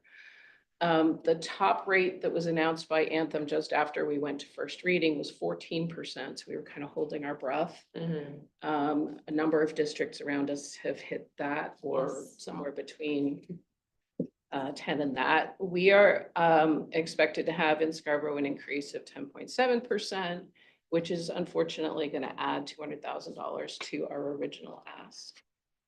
Then we have the cute green things. I wish dental insurance was expensive as health insurance, because then we could save so much more money, which is like such flawed logic, but okay. Workers' comp is a nice one. Our mod rating has been really good. Mod rating is your, it's your ratio of your losses, your claims to what you pay for your coverage. And we were able to get some, we have very good mod rate this year. We were able to get some preliminary estimates from MEMIC. So we were able to decrease our original estimates on that. Then we come to special services, and Diane talked about the students that we have coming in kindergarten next year. This ad actually represents students that moved in the week after first reading, which is pretty much the life of the special ed director, is waiting for the phone call, finding out who's showing up and what they're going to need. And so this is one student who will be placed out of district, already placed out of district, and 2 new ed tech positions for a total of 11. And then the tuition is under a contracted services line. And again, I think that just speaks to the tension that we have at the school department all the time, right? Because on any given day, a family can come and register a student with a whole range of needs, right? And we have to be ready to press play and provide those services for students as they arrive. And so, you know, this just worked out this way, as Kate said. And, you know, when there's a student who's in a specialty purpose private school because the regular school district can't provide for that student's level of need, that comes at a high premium cost. And this is the outcome of that. Yeah, and I think, you know, if there's good news in this, it's that we actually got this information before our budget was finished, which means that we have pre-planned funds. And as Diane said, if we have a child who comes and knocks on the door in October, we're going to meet the needs of that child. But then we're going to have to pull back on something else, right? Any kind of discretionary spending that we might have, we would have to steal from that to pay for the required services. So this last one, this has been a little bit of a whiplash for us. We started at first reading with assurances from the Department of Education that our pre-K program, which is, for those who aren't watching along, it's a partnership with Shooting Stars here in the community. We have one classroom of 16 4-year-olds, and we started this in the fall of 24. So it's just been this first year has been the pilot year, and it's been such a great program, so cool. And we thought, okay, hooray, we've got this grant coming for the second year, fully covered. Right. So it was a 2-year grant. So we were really excited. So last year at this time during the budget process, we had applied for the grant, but we had not been notified about our award. So in that earlier slide where you saw that we had $159,000 in savings from pre-K, that was because we had built it into last year's budget, not knowing whether or not we would be successful with our grant ask. We were awarded that grant in late spring last year, and so that program has been completely funded. And we fully expected it to be funded for this coming year as well. And lo and behold, literally, the evening after our budget workshop with the school board, I received notification from the state that our grant funding would be ending on December 30th because the state had intended on using carryover funds to help fund this 2-year grant. And it is really typical that allowances have been made to use carryover funding for a period of time once a grant ends. And the state received notification that that allowance is no longer going to be in place. And so, you know, that does put us in a really awkward position because that means that we have grant funding through December. But then the second half of the year, we do not have funding. And so you can see here, this is the shortfall of that. So, yeah, I think, again, a little bit of good news. I should put that one line in green. It should be green, yeah. Right. Pink or something. Yellow. We have, as Diane just said, about $150,000 in the FY 25 budget. And so I did a little research on capital reserve funds and other types of reserve funds that schools can have. And I think it's, you know, it's fairly common for municipalities to be able to say, I haven't finished with this project. I have money left in this year's budget. I'm going to use it for next year. We don't do that in the school department because of the fact that school budgets are voted on and authorized for 1 year only. That's how the referendum process works. But there is a provision in statute that says that if you want to take money that you have at year end and put it into a reserve fund, you've all heard the story around the capital reserve, right? Which we built a few years ago when we got some unexpected surplus or some unexpected general purpose aid subsidy from the state. And so our capital reserve fund has been our favorite thing, and we've been adding to that at the end of each year with undesignated funds. Under that same statute, it says that a school district, a school board can create a reserve fund for any other purpose that is authorized through the budget referendum process. So our thought is, we have this money in our budget right now, we're not spending it. It was going to go to general fund surplus carryover at the end of FY 25. It's about $150,000 right now. We may have one or two little tiny expenses, but the bulk of everything that we've seen so far has been covered by the grant. Yeah. So the board intends to authorize a new reserve fund, place into it the unused FY 25 funds, and then use that as revenue in FY 26. So what you'll see in terms of process will be an add to the expenditure budget of $70,000. And then an offsetting revenue added, that's a non-tax revenue, so that the net effect to the town is a zero. So I think we're pretty pleased with that. It should leave us, as I said, it's about $150,000 now. It should leave us even a little bit of seed money for FY 27, at which point we knew we were going to be on our own anyway. In terms of, there's no more grant funding after the 2 years. Right now it's 1.5. Right. So I think that's a good outcome to a curveball that was thrown. And, we're hoping that carries that program forward. Because the last thing we want to do is to back away from what's really working well. Right.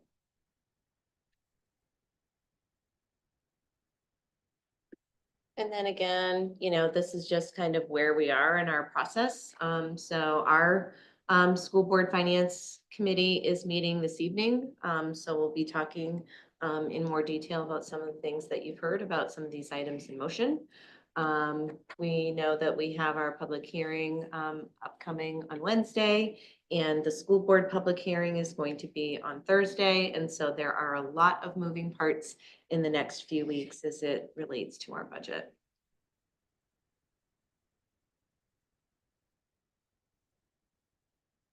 Here's my, This is come on, people, let's get invested. watch all the things, Yes. read all the things. Yeah, do but all we're the happy to things. entertain questions that you have. Yeah, I'll go first. I don't have any questions. I support everything that you guys shared today. I thank you, Diane, and the leadership for coming up with a very modest budget starting point. I mean, my read is everything that you guys are asking for is really to meet level services or mandated needs. There's nothing else that's being asked for. And even what you just shared in those adjustments are things that are outside of the school's control that we have to pay for. So I think it's a great budget. I don't have any questions or things to change. I attended the leadership meeting, and so I heard all the details and saw everything, and I very much feel like the leadership team did a good job kind of really coming forward this year, asking for really what they needed. So thank you guys. Makes our jobs a lot easier.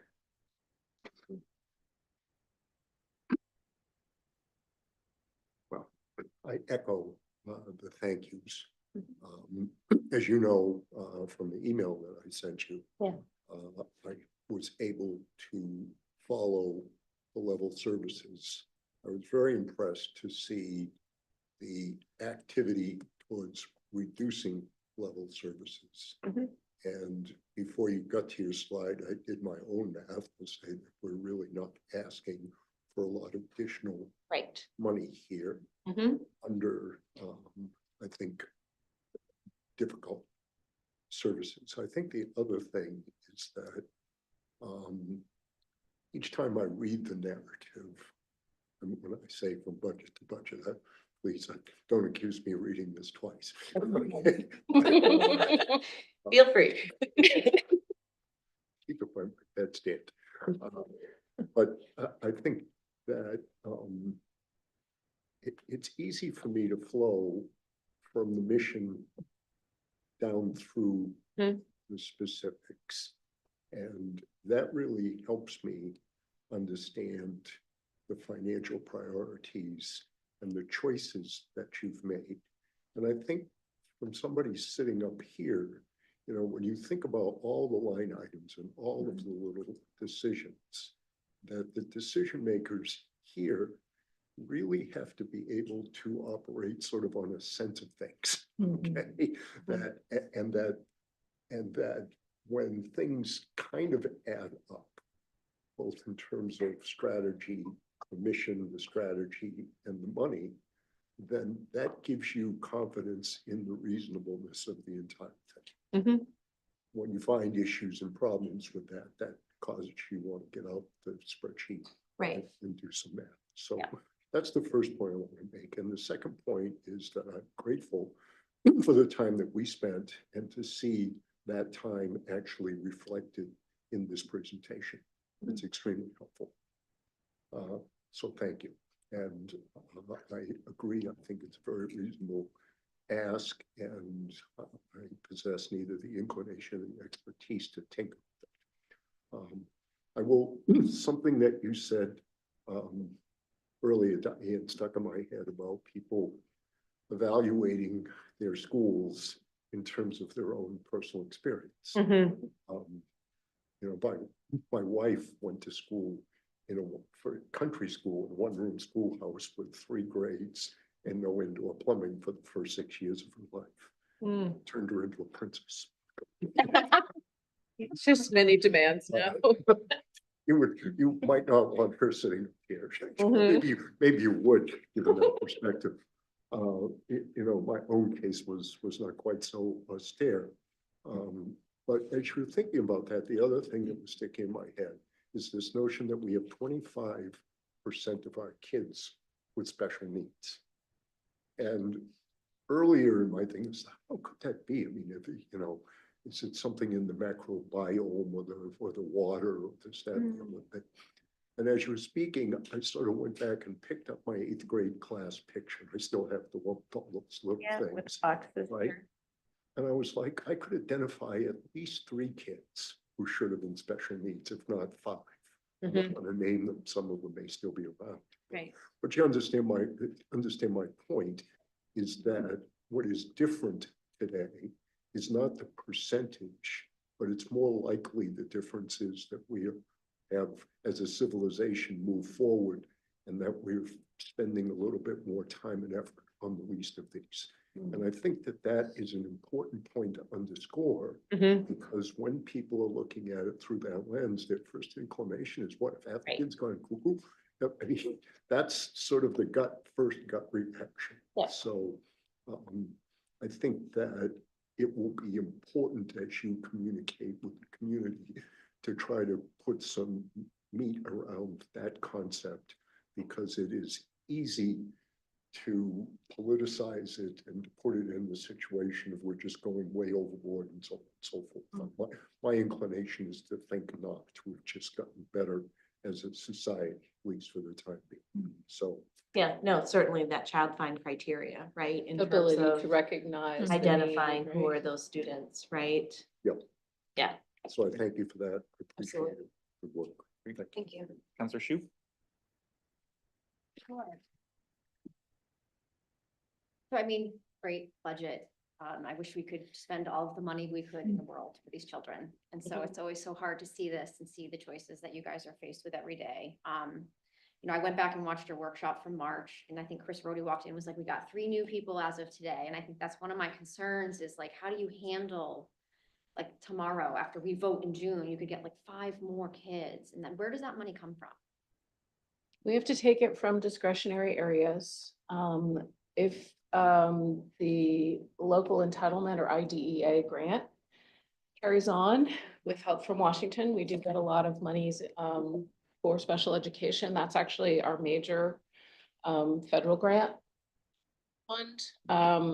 And then we just go to our local budget and we look for places where we can save. And in recent years, we have saved for the wrong reasons because we haven't been able to fill positions.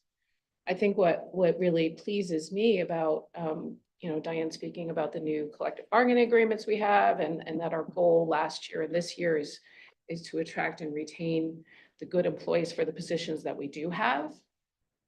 Looking at our numbers between last year's budget when we were having these conversations and this year's, a super shout out to custodial because they're fully staffed as of today. Yay. Which is crazy because, You could have voiced them waiting for you. I know, right? Well, someone just quit probably, right? There were 6 open positions at this time last year. Yeah. You know, bus drivers were still about the same. But to go to your point about ed tax, even those, we're starting to see more applicants and fewer open positions. And which means that we're not going to be asking folks to come in as contracted services, which means that we'll have employees, which means that they'll be less expensive. Even though we're paying salaries and benefits for employees, we would always much rather have those than a contracted service provider. But there's not really a quick fix, like there's not a special fund somewhere in our budget that says, oh, this is what happens when that emergency arises. But luckily we have a large budget and we do our best to tap into any kind of discretionary spending that we have and set that aside and go for the required. And then we also take a look at like our special education department as a whole, right? And so, you know, to use this most recent example, right? Part of figuring out how to support these incoming students who come to us during the year is to say, okay, let's look across our programs. Have there been any changes? Have there been any move outs? Or have there been any shifts in what are the required service that a student may or may not continue to need, right? So it's constantly this ever-changing thing. There's nothing static about special education at all. Well, no, and I just want to say that my personal experience has been amazing with my daughter, and I can't thank you enough. And I think you're right, though. I mean, she did exactly what you wanted. She started with all these services, and she's in high school now, and she doesn't need those services. Right. And so Exactly. it's like, it's That's what working. you wanna it does see, work, right? And so I think it's so great. And that's why people come here because of Yeah. that. Childcare, I think you heard me say when community services was here, I do continue to express concern over the general need of the residents, especially when you come in as a new family to a school system, maybe never putting a child in childcare. It would be great if we could somehow find a way to expand those programs. And I know. Yeah, and again, I know that we've talked about this in our building committee, you know, in an effort to better educate the community, but like the reality is in our current setup of 3 neighborhood K2 schools, there are limits in terms of the number of students that each before and after care program can have because of the spaces that we have, right? So, and all of those, I believe, are maxed out at this point. So for example, like at Pleasant Hill, I think that the maximum number of students that can receive before and after care is 28. And it's not that different at 8 Corners or Blue Point. That's just one number that was sticking in my head. And so even if, you know, out of the 200 students that attend school there, if 100 families wanted before and after care, there are limitations in terms of space that, you know, you can only have X number of students in our cafetorium or Is it because you're gymnasium. limiting the space available to aftercare, or under the state, you can only, aftercare is only allowed in the cafeteria?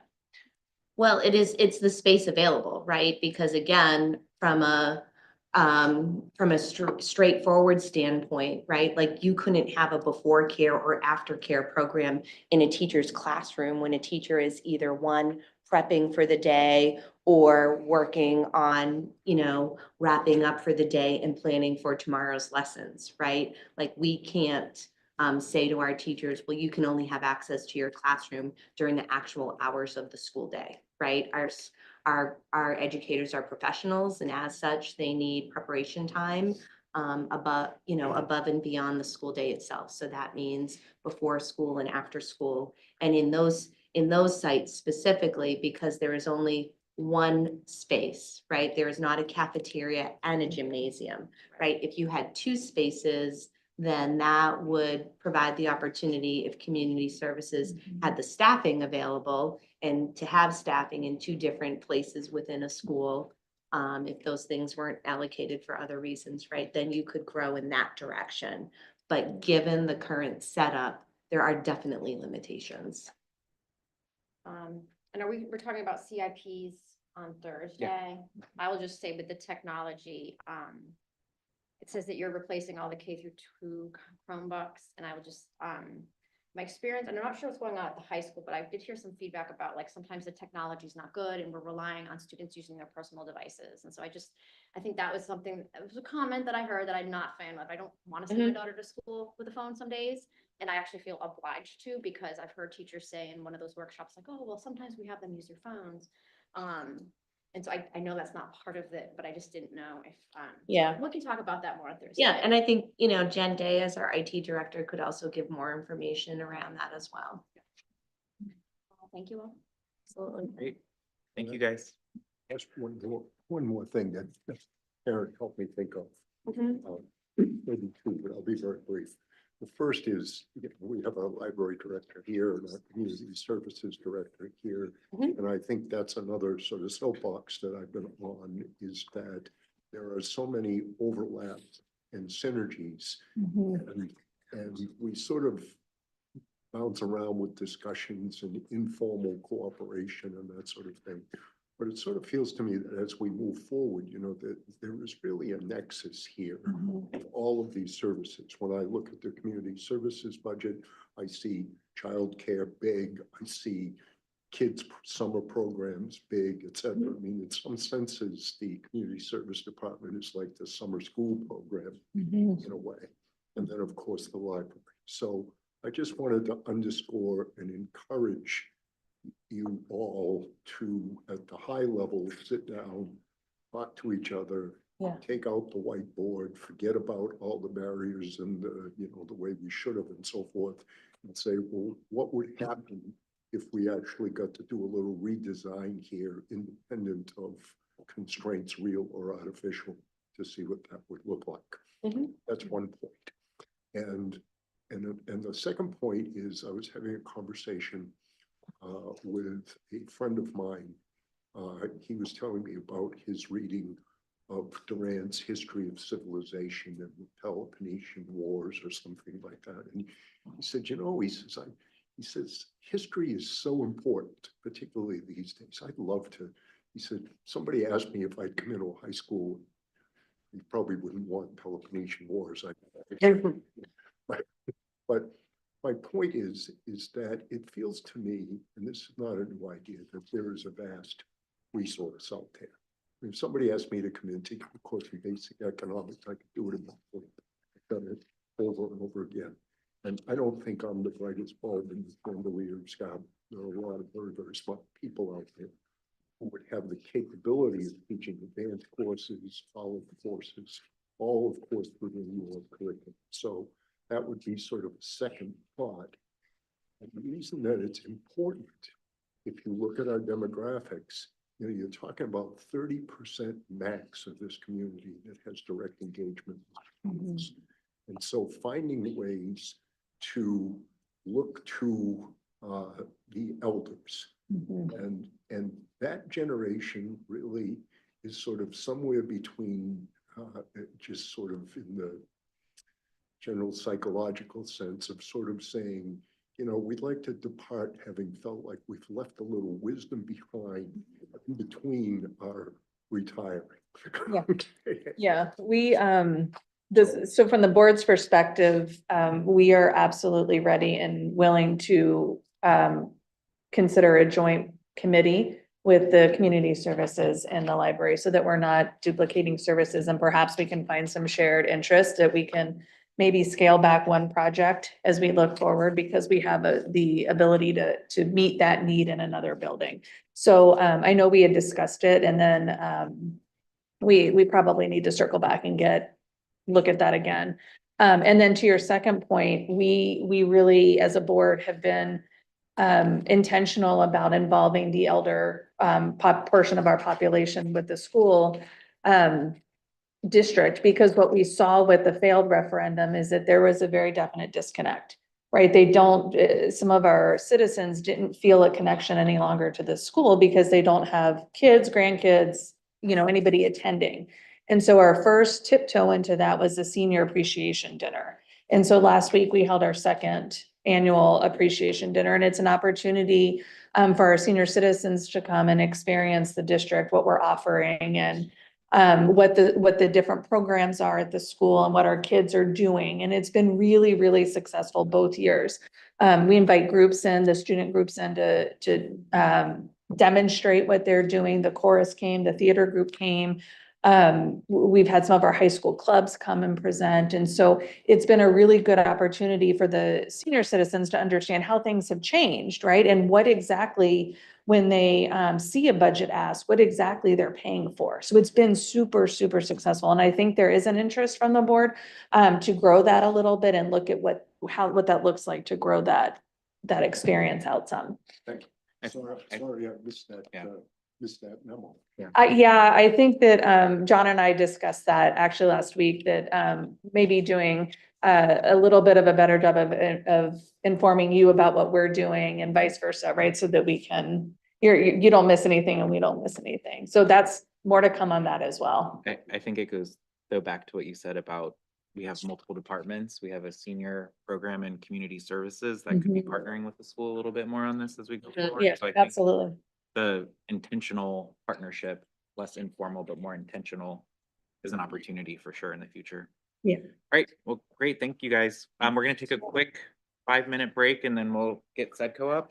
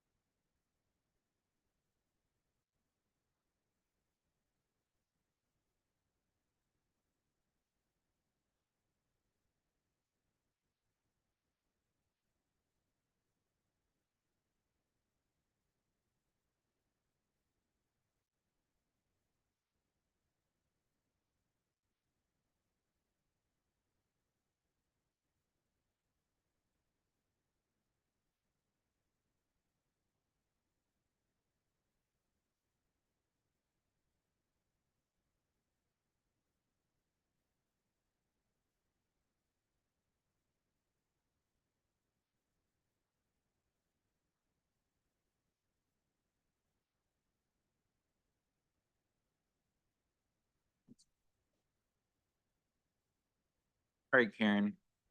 All You're up. right.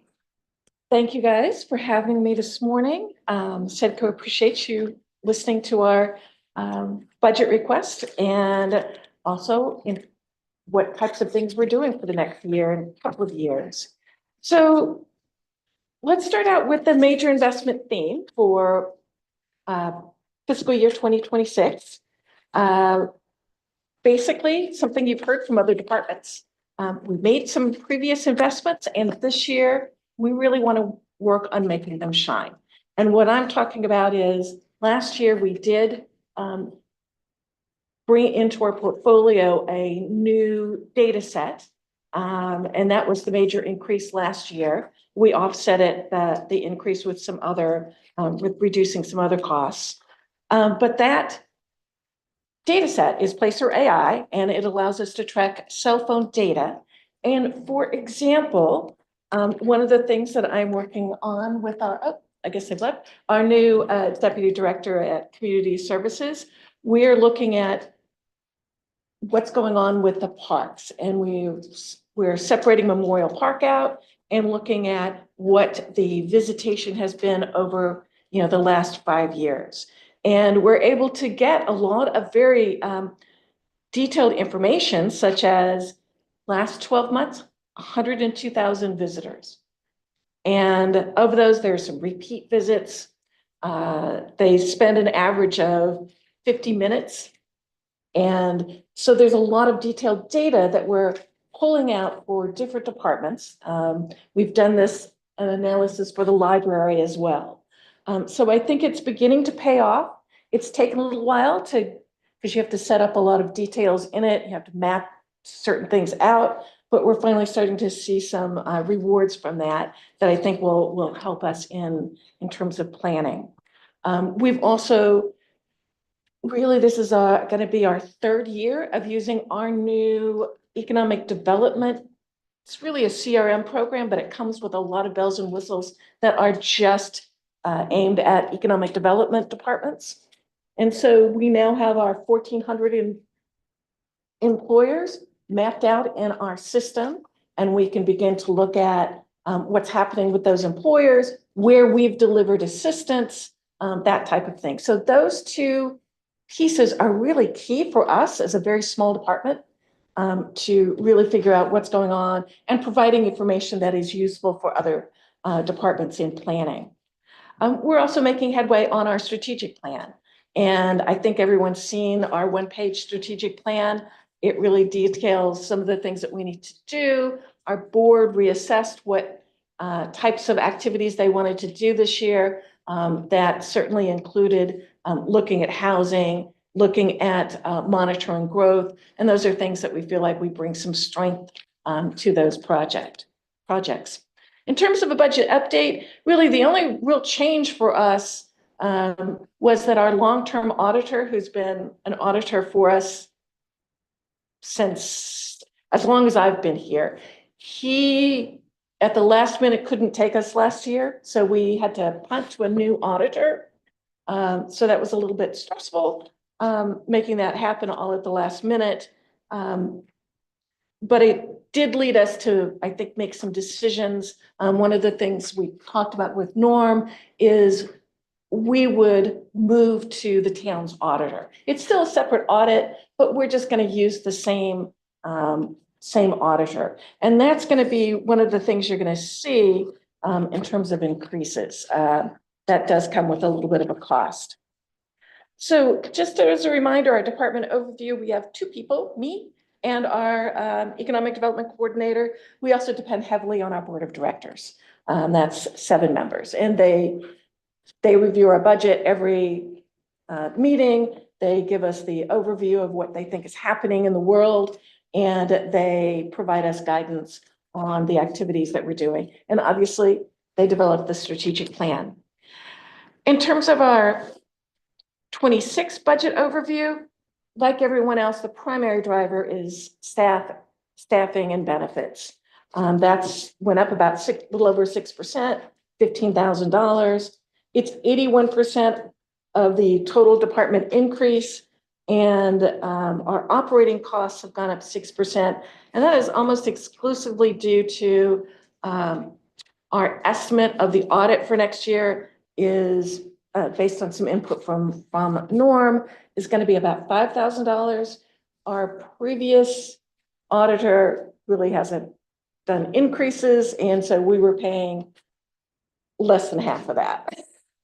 So as Norm pointed out, the increase is worth having the quality audit, and it will probably give him a lot fewer gray hairs because it'll all be done sort of at once. So he doesn't have to wait for us in terms of doing the audit. So we feel like that's a good expense. And I think the way we will work on that audit is if it is turns out it's less than 5,000, we just won't draw that down. So that expense is for the audit only. Again, that's the main change in our budget other than staffing.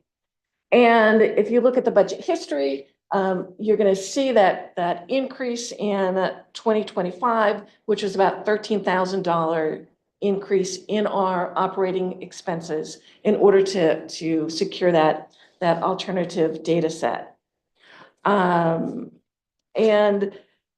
again, you'll see staffing makes up part of that increase as well.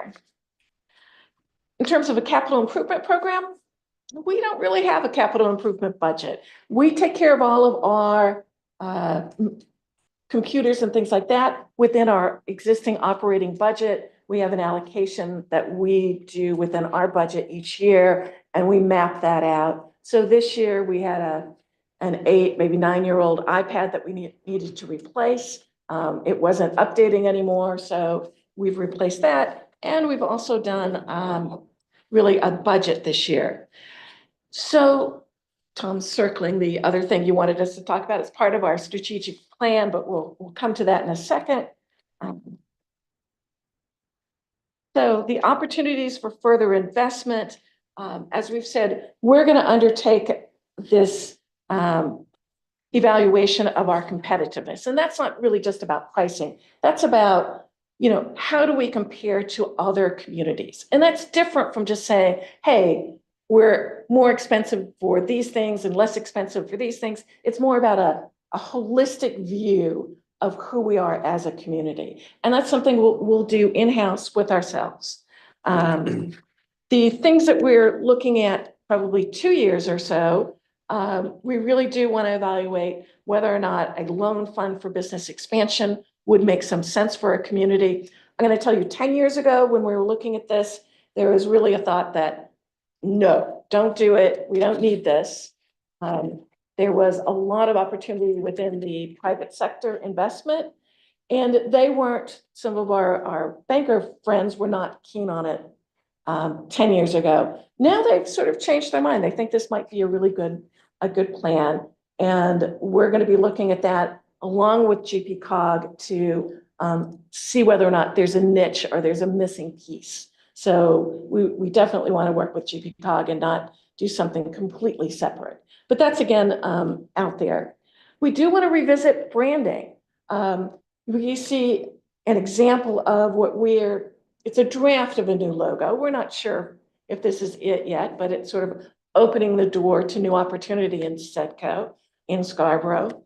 So we're working on that. But we also think we want to broaden that exercise and talk about, there's this sense that the historical Scarborough and future Scarborough don't match.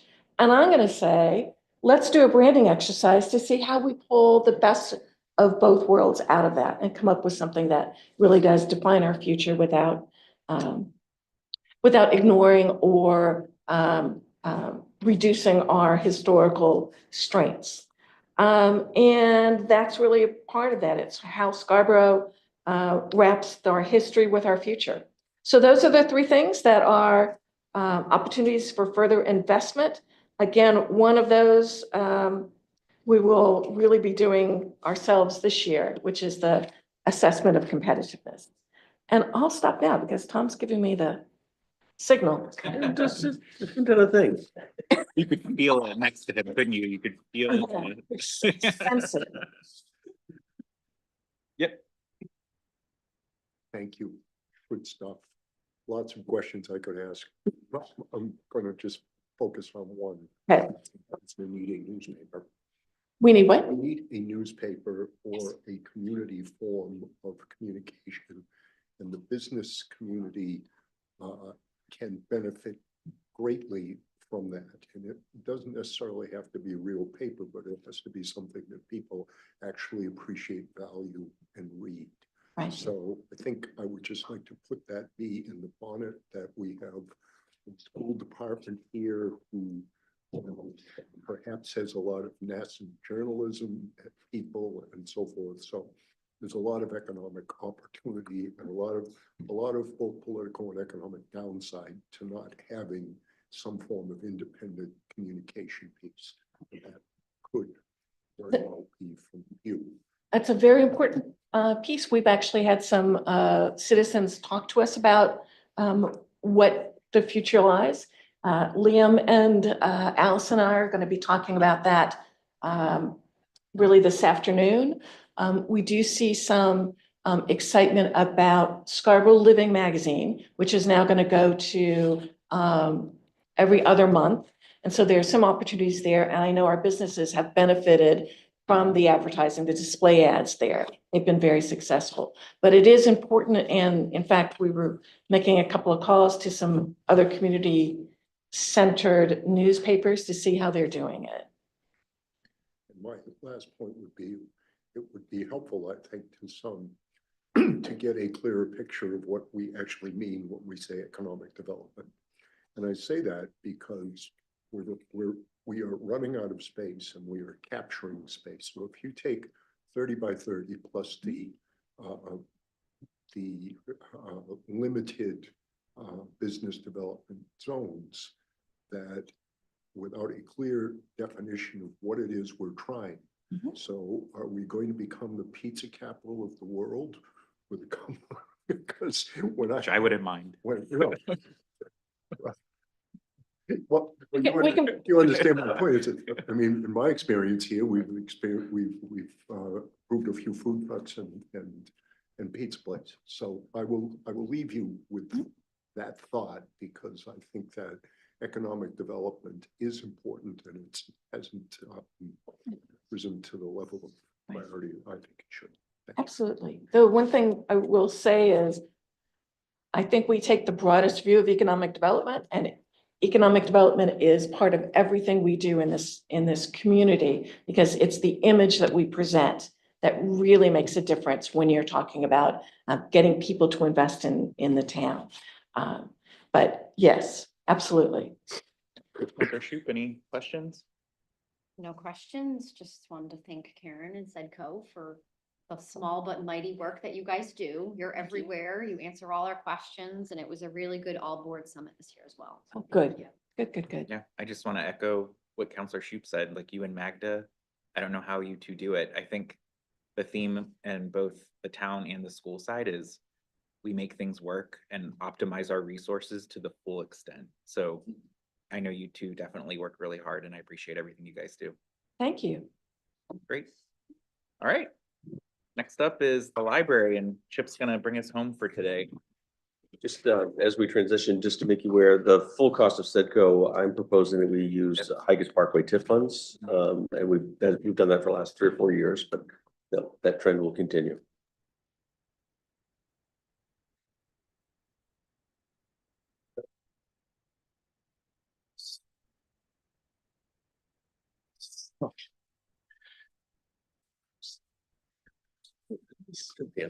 Yeah, it's my Penn Staters. ambassador. Yeah. Yeah. A little more of a lines, but yeah. Welcome, Chip. Well, thank you for having me today. So yeah, this is, I think this is gonna be, pretty pretty meat and potatoes, I hope. Yeah, our major investment theme for this year is infrastructure, primarily looking at building and grounds, just continuing to do some updates and perhaps an upgrade or two, as well as getting the grounds shaped around. And also some communication infrastructure. So that's going to be both software and hardware as far as telephone goes. So really, that is our biggest theme for this year. Yeah, the biggest drivers we're looking at is the 9% increase in health insurance, acquiring resources to tailor patron communication and also enhance fundraising. And what that software will also do for us is bring some really good metrics, some very detailed metrics actually, to look at where our funding is most effective and where a lot of our resources are allocated, and as well as the library times of use. If we are particularly quiet during a period of time, we can assess whether those hours are more readily used in other places. So we're trying to take that deep dive into library use right now. We raised a little bit more than the previous year through our annual fund, which is excellent. We have a lofty aspiration of actually raising another 40 on top of that. We don't hold us to it, but we're going to try to do that. We would love to be able to raise $100,000 a year. So we have 15 full-time equivalents, system director, circulation head, IT librarian, head of youth services, and a community engagement as among our full-times, and a cataloger. We are non-bargaining, so we don't work through any sort of union. The overview, yeah, the primary driver is with any department, I would imagine, is payroll. We will be working within the town framework at 4.5%. Most of our service costs are pretty level. Natural gas, we have another year of basically our contract being at the same rate as it currently is. Much of that has been pretty predictable this year, so those were kind of easy numbers to just kind of baseline for another year. One of our upgrades is to get into a new telecom system. Our current system is probably 20 years old, so they are definitely in dire need of some new handsets, but we are also going to upgrade to the cloud system so that we don't have to maintain a server on site for it. And every time we lose electricity, we don't have to reboot the server. We are also hoping to repave the parking lot, and we are also looking to, through private funding, looking to upgrade our AV system, get a new projector and screen into our meeting room space. And as you can see, between this year and last year, our budget history is very, very close, not only in actuals, but also in the breakdown as far as what the budget division is. When we increase payroll, we also have to look at what our materials costs are, because we try to stay within a percentage. I believe it's 11% of our materials. We try to, in order to make sure that we are balancing our collection growth, resource growth, I should say, with the rest of the library's growth. And capital improvement plans projected, of course, solar panel buyout next year. We will look at what the viability of that is. It may not be worth spending that money to buy them out. So we're going to explore that more deeply before I present that to you next year.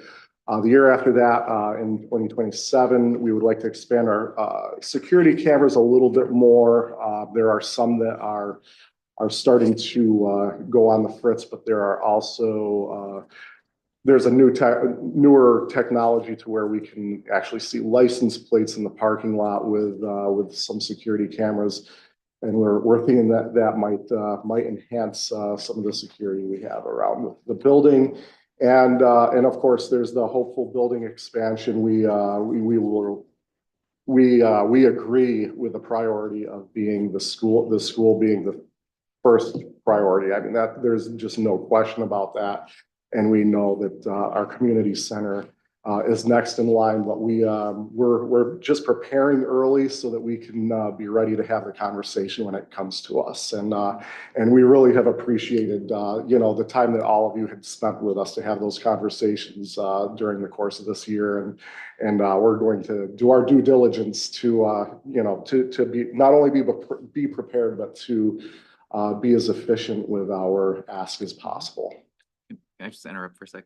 I don't see the library CIP stuff and. There is no request for FY 26. Okay, These are probably calendar year as opposed to FY.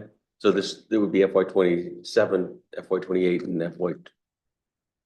I think that's the difference.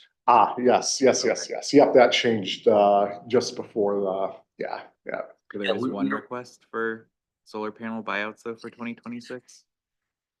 I think that's That's gonna be next year. 27. We're bumping it out one Yep. more year. That's right.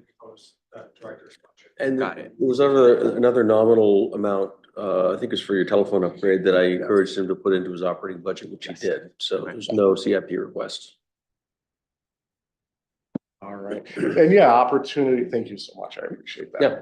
Opportunities for further investment. We have included that placeholder for the future expansion as I just explained. And we have established a facilities committee to look at all of the potential options, permanent, temporary, semi-permanent, and there are a number of variables, combinations of variables, and short-term, quicker fixes that may be more temporary that we are currently looking at. So we're really trying to explore every avenue. We want to respond to what the community's bandwidth for us to resolve some of our issues. So that's really the gist of that. And questions and one of the uncertainties, of course, that will be coming up, and it's not listed there. We are looking at the IMLS funding has ceased, and as of Friday, the Maine State Library is closed. That will have budgetary impacts on us. For the last 2 or 3 weeks, I've been racking my brain to see what those numbers are. The problem is it's a butterfly effect because it is multiple agencies buying into a resource, and then as it gets to be too expensive for some agencies, they'll drop out, the price goes up, more drop out, price goes up. And then of course the business itself may have increases in prices because they're losing contracts elsewhere. So we're kind of in the middle of kind of we're in chaos theory right now, trying to figure out what's going on. So I don't have the answer, but I know why I don't have the answer. Can you explain what IMLS is? Oh, I'm sorry. Yes, my acronyms: Institute of Museum and Library Services. It's a federal agency that handles grants and federal funding. They do not directly allocate to us, but they typically allocate to state libraries, who then provide various services and broker various services on behalf of libraries to buy into, including Minerva and our van delivery service. So. Thanks, Chip. Any questions for Chip? Counselor Shoup? Do you generate any revenue? I see less revenues here. So yes, we are. So there are a couple of reasons. One piece of our overage that has gone down is because our PPP has spent down, as well as our I had to write it down because I had to remember what it was, the ERC grant.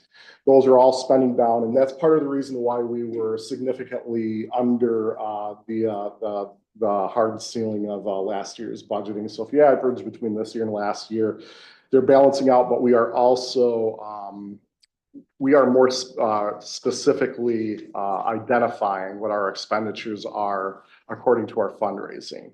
So what our annual fund will be funding are our programs, our ebooks, and some of the software enhancements that we have. It's kind of a new model that we're doing this year, and we will be refining it, but this will be the spirit of how that will be structured for next year. But you don't charge people to use the space, right? We charge organizations that are for-profit a certain rate, and then nonprofits a smaller rate for use of space. Yes, but if it's a town organization, obviously we do not charge. Sure. I go to the library all the time. Yes. I struggle with your hours, especially in the summer. You know, we're at the beach in the morning, and by the afternoon we get there and you're closed. Yes. And then you're not open on Sundays and things like that. And so I think you don't need to answer me. I'm just a little curious what expanding towns look like in their libraries. Do they suddenly, they're now open on Sundays? They're open later on Saturdays. And I say that because we're also struggling for space. And so when you're closed, I'm getting the impression your space is not available. Mm-hmm. And so when we're competing for a community center, I hate like it's like a competition where I'm like, well, you do have space there. But if you were more staffed, would you want to be open more to be available to the residents of Scarborough? Like, and I don't know what our surrounding communities do. I would love you to be open every day, Sure. from 8 to 5, but that's just me. Sure. Well, that is, I think that ideologically, I think you're right there. What it is in reality is on a weekend, particularly in the summertime, customarily libraries across the state do have shortened hours because by 2 o'clock in the afternoon, we're paying 4 staff members to be there for 3 people. So it is, and that also does help us with work-life balance so that, staff can also enjoy their summers. But there is a very pragmatic reason behind our hours. If there was a tremendous demand and people were out straight Saturday afternoon, we wouldn't do that. And Sundays were also a similar situation. If we were not busy at all on Sundays, you could, so it was really just not a good use of funds to be able to stay open on those times. Now, as far as the building being usable, our meeting room has an external entryway where we can actually give somebody, particularly a trusted organization like our historical society has in the past, we can give them a key to utilize that after hours. So that in all future iterations, we will be looking at, as an expanding library, we will be looking at 24-hour options for the library to be open while not necessarily having to be staffed. So we are, it may be a lofty, but there are a lofty goal, but there are means to do that. So that is a big piece of what we're researching. Did I cover everything that you asked? Awesome. Thank you. Mr. Cushing? Your answer to this question will have a great bearing on how I feel about the rest of these discussions. Okay. Read my book yet?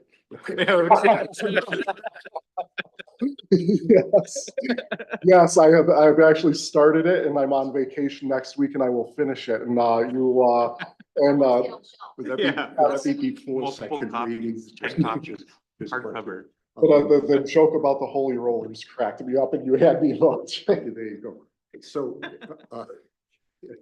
seriously, all I really want to do is just underscore again the connection between the school and community services, particularly as I hear Karen's concerns about hours and space and so forth. Is that every time I see all of you at the same time, I just think, I wonder how many opportunities to either broaden services to this community or to save money in both possibly could come out of that kind of engagement. Thank you very much. Nice job. Oh, thank you. And I agree with you. I think that the opportunity for, you get that kind of collaboration. You're going to improve efficiency, but you're also you're gonna have a synergistic relationship where, as you alluded to, services will be able to expand beyond the sum of the parts. Yeah. Oh, I'm sorry. Well, I just want to say thank you, Chip. Great job. I like everything in your budget, so. Well, I thank you. We'll just move forward. Awesome. Thank you. I really appreciate all of you. Thank you so much. And you put a lot of work into this community and it's appreciated. Thank you. So we're scheduled again, 8 o'clock. 8 o'clock Tomorrow. We have a full slate. Just to be more specific, Finance Committee has scheduled time this Thursday night, 5 to 7 at Public Safety Building for CIP review. Yep. And we will do our best. I'm not sure if we'll have it for you in the morning, but we'll be keeping track of the motions and the changes you've discussed to date, so you can revisit those if you wish. Yep. And Tom mentioned we did not motion to accept the school's adjustments. So he's gonna go ahead and include those. as I'll part of include that. those just so you're able to have line of sight to them. Yeah. Yeah, as near as I can tell, we've added or between revenue and or expenditures, about 1.1 million. So we've got some work to do to stay within, kind of that 3.4. Yeah. All right. Thank you, everyone. Thanks. Yeah,